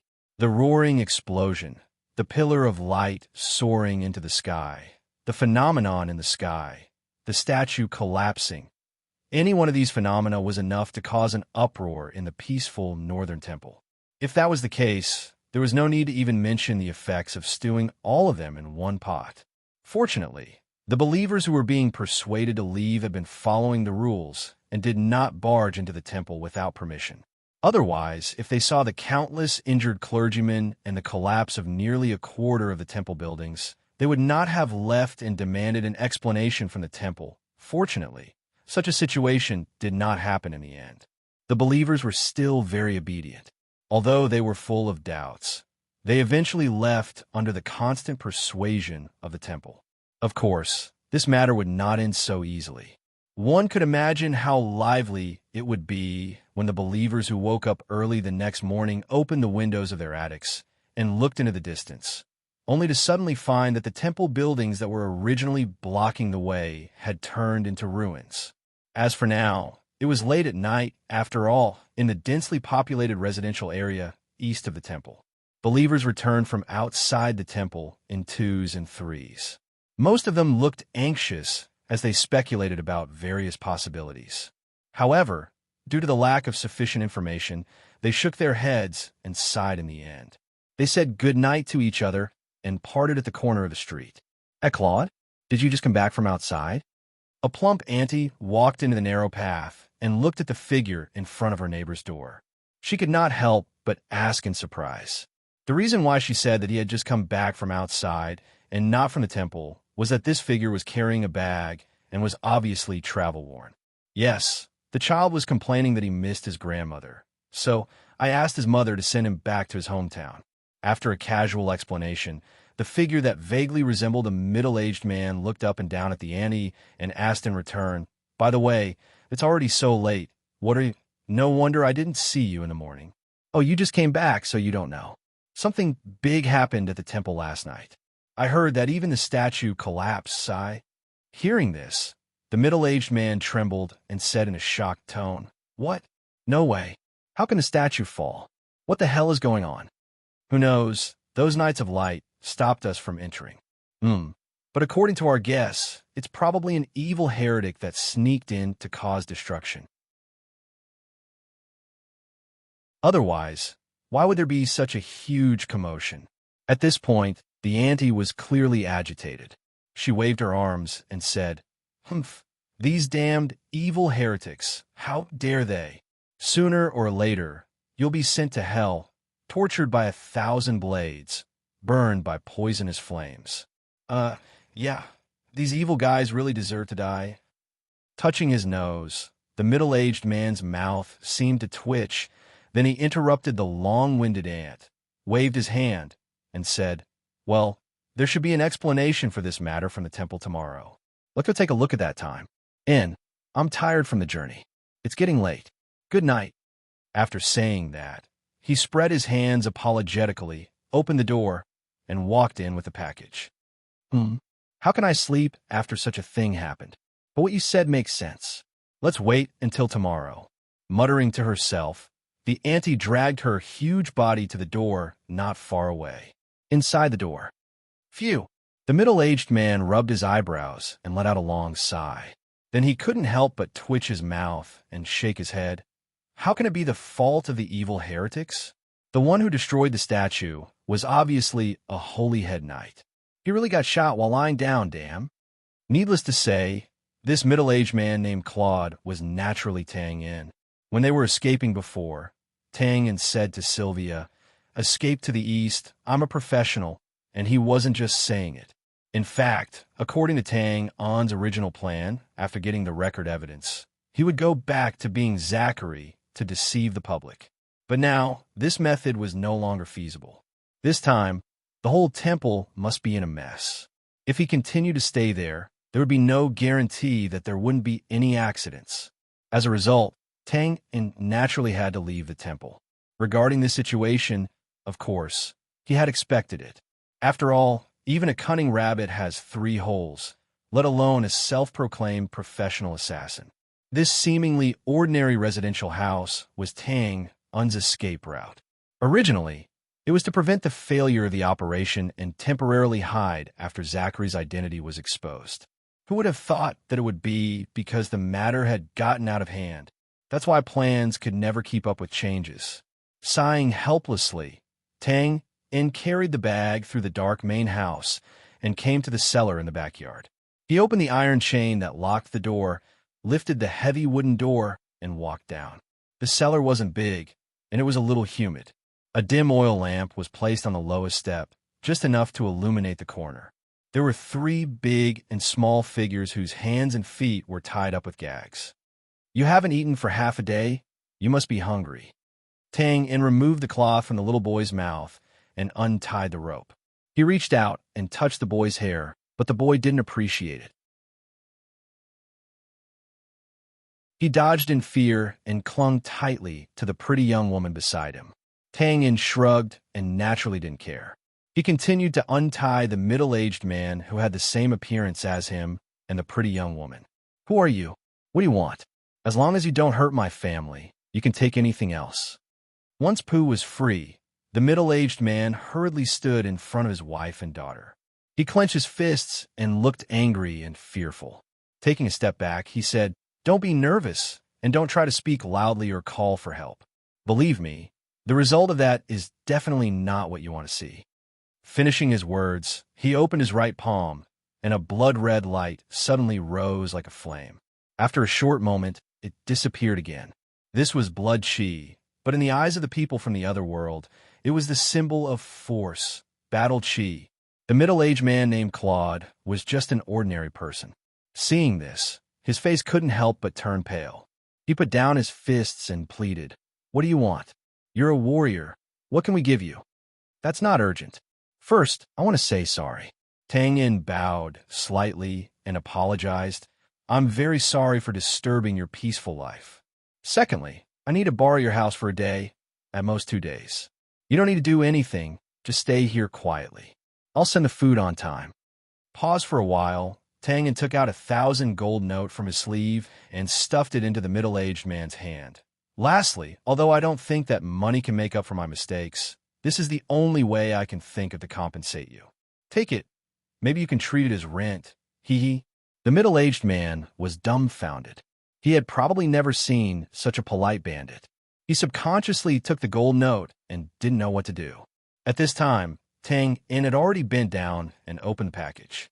He took out a few loaves of bread and a few bottles of wine, then pushed the rest over. "Sorry, I don't know what you like. Anyway, please enjoy this dinner." After staying in the cellar for about 15 minutes, Tang retied the family and walked out of the cellar.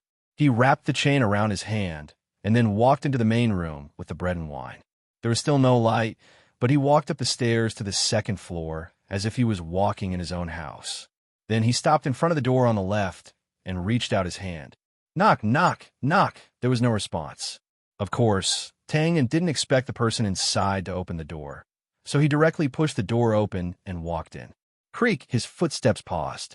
There was also no light in the room, but there was some moonlight. He could still vaguely see a slender figure standing quietly in front of the window.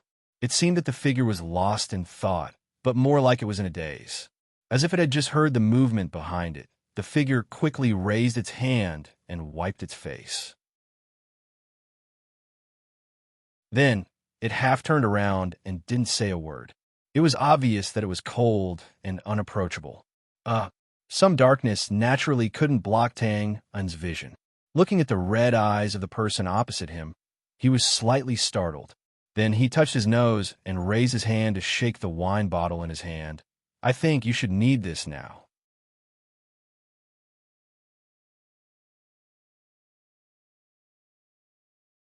Chapter 792. The room was dark, and the noise near and far gradually became inaudible. The faint moonlight seeped in through the crystal glass, adding a sense of loneliness and desolation. Two figures, one half leaning against the wooden door, sat on the ground, and the other standing quietly by the window. She patted the seal off the wine jar and raised her head. Cough, cough. The person by the window did not seem to be good at drinking. She inadvertently raised her head and took a big gulp. Immediately, she coughed repeatedly and trembled slightly. "Haha, you haven't drunk before?" Tang wiped the wine stain on his mouth and narrowed his eyes at the person who was in a somewhat unusual state.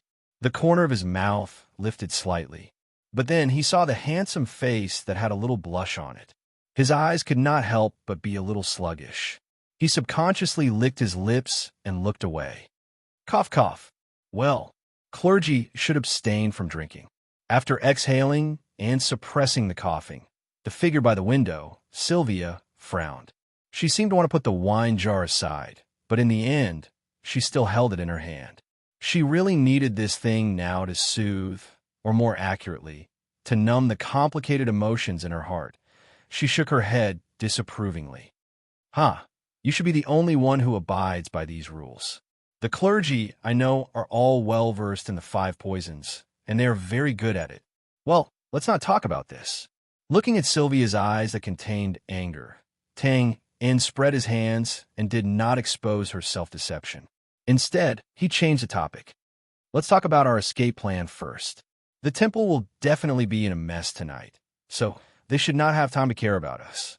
But it will be difficult for us to successfully shake off their pursuit in just half a night. So I suggest that we stay here for a day, at most 2 days. What's the saying again? Well, the most dangerous place is also the safest place. After a pause, he continued, starting tomorrow morning, the temple will probably go crazy.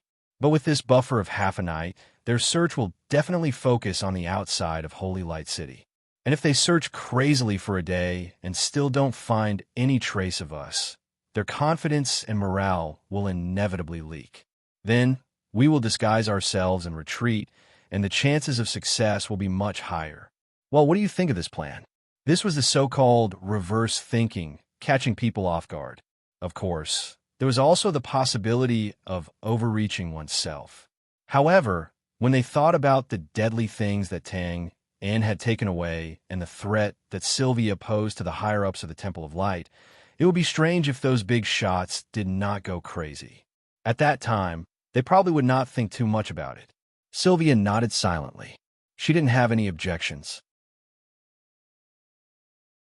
Just like what Tang Yin had said before, Sylvia was indeed not as professional as him when it came to running away. All right, then the general plan is set. What I had to do next was deal with the search. As for you, Your Excellency Sylvia, you're a holy head knight commander and are familiar with all the tracking techniques of the temple, especially those detection spells and the like. I'm really not good at that. I'll leave it to you to deal with, right? After Tang, In, and Sylvia left the shrine, they didn't immediately fight or split up because they knew that they had to rely on each other's help if they wanted to escape successfully. Tang In needed Sylvia's understanding of the tracking spells of the Temple of Light, and Sylvia needed Tang In's professional running skills. They each took what they needed and neither could be left out. Sylvia nodded lightly. No problem, but I need some things that are more expensive. You have to find a way to buy them for me from the magic equipment shop in the city. I'm happy to help. I don't dare to say anything else, but I have plenty of money. With a quarter of the Bounty Hunter Guild's profits in hand, Tang In waved his hand generously, with the temperament of a nouveau riche at a glance. After making a rough escape plan, the room fell into silence again. Of course, the source of this silence did not come from Tang In. Having successfully achieved the goal of this trip, and now that his life was not in danger for the time being, Tang In was relieved. He even thought of the tragedy of the Temple of Light before and couldn't help but gloat and laugh secretly. At the same time, he couldn't help but feel a little emotional. The power of the demon skull was really too strong, so strong that it was beyond everyone's expectations. Fortunately, he was not the one who threw it out at that time. Otherwise, just like the team of Temple of Light that was wiped out, his blood energy level would have soared. He smacked his lips in joy, but then Tang In shook his head regretfully. It's a pity that the demon's skull broke on the spot after erupting with such terrifying power. It was completely a disposable item. Well, it must have been purified too much by the power of light before, so it couldn't hold on under the final radiance of the setting sun. Sigh, what a pity. If it didn't break, with a bone in hand, where couldn't he go in the world? If he didn't like the look of someone, he could just throw the skull at them. It had to be said that Tang In's infinite imagination was the reason for Sylvia's dejection and silence. She was the one who threw out the demon skull, although she did it out of kindness, and although she was very dissatisfied with the current situation of the Temple of Light. After seeing the explosion of the demon skull, many injured knights, countless collapsed buildings, and finally the fallen statue, it was a scene of devastation and a mess. Sylvia couldn't help but feel sad in her heart. At the same time, she was also at a loss about her previous firm belief. After paying such a big price, was she right or wrong? Who could give her an answer? After a moment of silence, Tang In finally broke the silence. He raised the wine jar in his hand and raised his head to swallow. Well, what are your plans after leaving here? As soon as the words came out of his mouth, Tang In patted his forehead and realized that he had asked this stupid question. Not to mention that with Sylvia's current state, she could not think about the future. Even if she had any plans, it was impossible for her to tell him. However, after a moment of silence, Sylvia suddenly said, "Wait. Always wait." It was only a few words, but the determination and persistence in them were unusually strong. Tang In's eyes flickered, and he shook his head slightly. "Wait? Then I'm sorry. I've already destroyed the report letter. The person you're waiting for is destined not to come. Besides, are all the people at the headquarters good? Not necessarily. I'm also helping you, so that you won't be deceived again, of course." These words could not be said out loud. Sylvia was an enemy after all. Tang In would not do something that was strenuous and unrewarding. His finger lightly touched the edge of the wine jar, and he said casually, "I was too presumptuous. Let's not talk about this. Oh, right. Thinking of the demon skull, I also remember that I saw a huge eyeball in the forbidden area. It was quite scary. What was that?" This was another important reason why Tang In did not separate from Sylvia. He took out a total of 3 things from the forbidden area of the temple: the demon skull, the huge eyeball, and the record evidence. Excluding the transaction record, the demon skull had already displayed a terrifying power. As a result, Tang In was naturally itching for the huge eyeball. He secretly wondered if it was also a killing weapon like the demon skull. Therefore, this seemingly casual question actually made Tang In's ears perk up. Huge eyeball? Sylvia was stunned when she heard this. Then, she seemed to think of something, and her expression suddenly changed. Is it oval in shape with bloodshot eyes? That's right. Do you know it? The Eye of Disaster. How is that possible? How is that possible? Sylvia's body suddenly tensed up. She subconsciously clutched the wine jar in her hand and paced back and forth under the window in a daze. The evil power of the demon skull is too strong. It can't be destroyed immediately, but the Eye of Disaster is a harmful thing. The material is fragile. Why did the temple keep it and not destroy it directly? The Eye of Disaster. The name sounds so cool. Did I pick up a treasure again? Tang In licked his lips, suppressed the ecstasy in his heart, and looked up blankly. I've never heard of it. What is it? This is not right. Sylvia paused and suddenly turned her head. A moment ago, she was as gloomy as a rusty knife, but at this moment, she was as sharp as a sword. She raised her right hand, and the long spear in the corner instantly flew in her hand.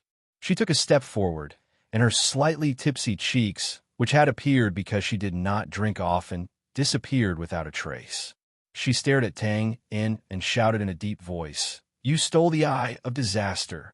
Swoosh! Feeling the almost tangible icy killing intent rushing toward him, Tang In's long robe fluttered without wind. He first subconsciously took a defensive posture, then opened his mouth in confusion. Stole the Eye of Disaster? I just took the demon skull. What do you mean by this? As if he had just reacted, Tang In's face suddenly darkened. Are you suspecting me? IF Asterisk King saved you, and you actually suspect me. Woman. Phew! He let out a long breath and slowly stood up with his back against the door. He was so angry that he laughed. Fine. You want to fight, right? Come on. At most, you'll be noticed by the temple. At most, I'll continue to run after killing you.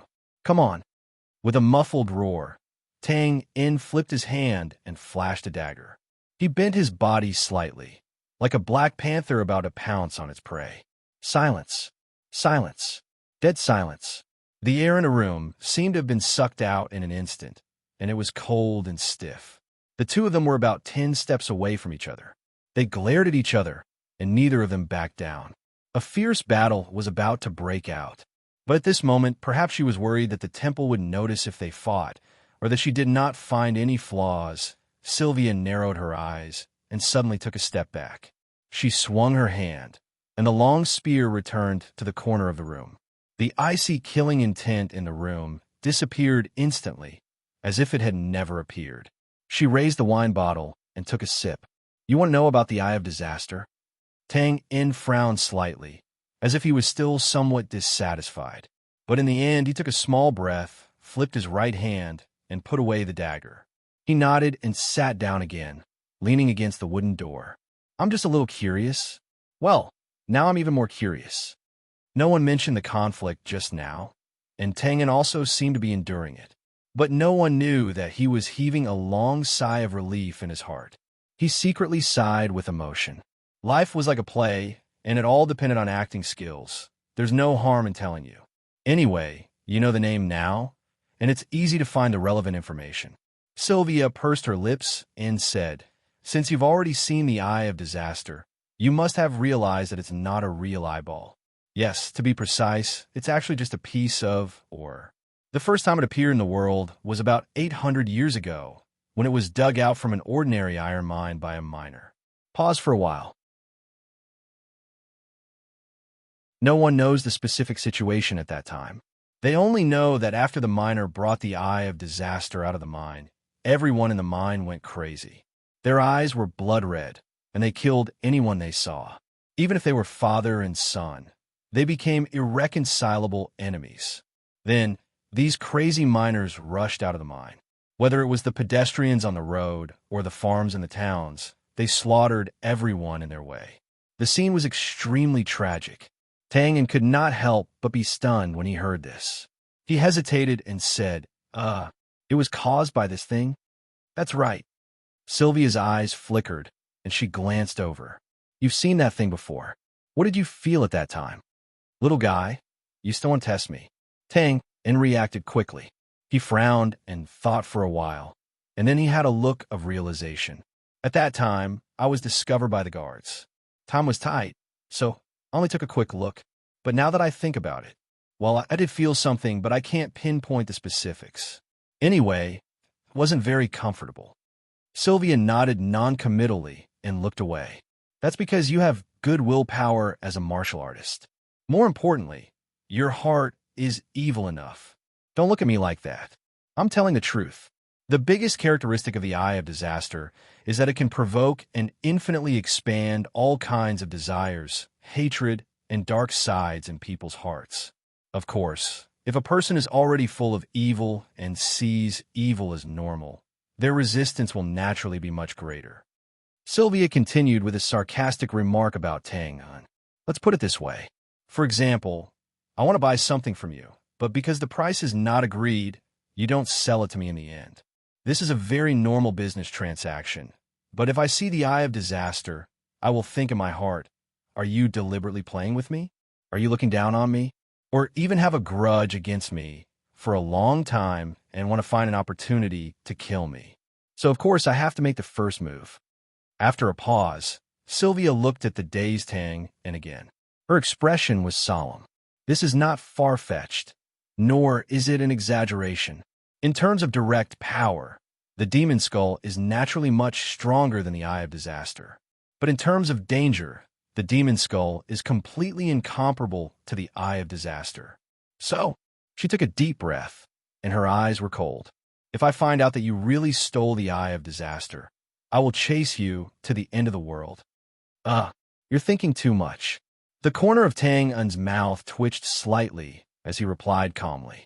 However, in his heart, he couldn't help but secretly click his tongue. If what Sylvia said was true, then the power of this Eye of Disaster was indeed immeasurable. The demon skull was terrifying enough, but at best, it could only destroy a region. However, the Eye of Disaster was different. Although it sounded like it couldn't be directly used in battle, and its influence on warriors was much weaker, it was completely useless. But don't forget that the most common people in this world were always ordinary civilians. It basically had no resistance to the Eye of Disaster. In this way, neighbors quarreling, husband and wife quarreling, adults teaching children, and so on.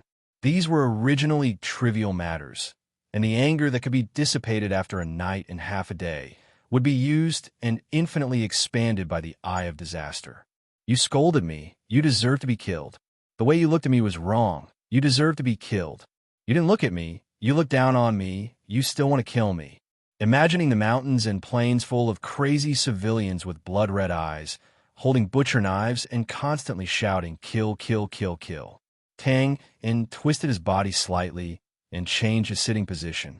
If it weren't for the fear of being seen by Sylvia, he really wanted to swallow the saliva that had accumulated in his throat for a long time. F***, this is really too terrifying. Tang-en laughed twice unconsciously. His thoughts turned quickly, and he touched his nose and said, I think I now know why your temple didn't destroy this thing. Although this thing is called the Eye of Disaster and seems to only bring disaster, it's an indisputable fact that it can control people's hearts. TSK. Smacking his lips, Tang-en shook his head and sighed. If it's used well, this thing is indeed the best weapon for religions to bewitch believers. Originally, it was just a casual lie to change the topic, but after Tang-en sorted out his thoughts, the more he spoke, the more he felt that this matter was close to the truth. In fact, the Temple of Light did think so. The reason why they didn't use it before was that they wanted to dissolve the hostility of the Eye of Disaster first. But who would have thought that in the end, it would actually benefit Tang-en? Of course, Sylvia naturally didn't believe this. Her drunken face suddenly darkened. Nonsense. That's exactly what I want. Otherwise, how can I find an excuse to leave? Tang-en shrugged and pretended to be disagreeable. Then, he raised his head and drank the last mouthful of wine. He patted his clothes and got up. Okay, let's not talk about it. Well, it's been quite lively tonight, and I'm a little tired. Then, good night. Opening the wooden door, Tang-en casually waved his hand. By the way, let me give you a suggestion. Well, actually, it's not bad to drink when you have nothing to do. At least now, you're much more charming than before, when you were full of bitterness and hatred. After saying this, he quickly flashed out of the door and closed it. There was no sound of a wine can hitting the door, but there was a faint sound of a cold snort. Tang-en smiled and shook his head, walking to the stairs with ease. What Sylvia is drunk. What do you want to do? Please, let's not talk about the legendary drunken sex. Most of these are just absurd excuses.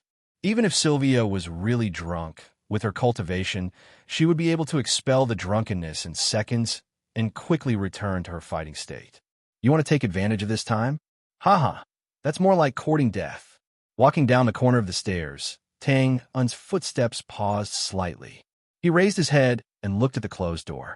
Raising his eyebrows, he reached into his pocket and took out an oval-shaped object. He casually tossed it and muttered silently, "What a headache. How do you want me to deal with you? I can't bear to throw it away, but it's like a bomb with me." He caught it and raised it to his forehead, squinting his long and narrow eyes. Controlling people's hearts? Is he really that awesome? Eh. He paused for a moment, then abruptly said, "The cave, the stone platform, the wild laughter, the screams, the two entangled figures." The scenes buried deep in his heart quickly flashed through Tang's mind. Whoa! He leaned back and quickly put the oval-shaped object in front of him away. After a pause, Tang stood rooted to the ground. His expression was gloomy and uncertain. In the end, he held his forehead and continued to walk down the stairs. I'm thinking too much. Don't tempt me anymore. Although it's true that we're alone, I'm a decent person. You're tuning in to the Warrior Lore YouTube channel. Don't forget to subscribe and join us on this journey to catch the most captivating stories.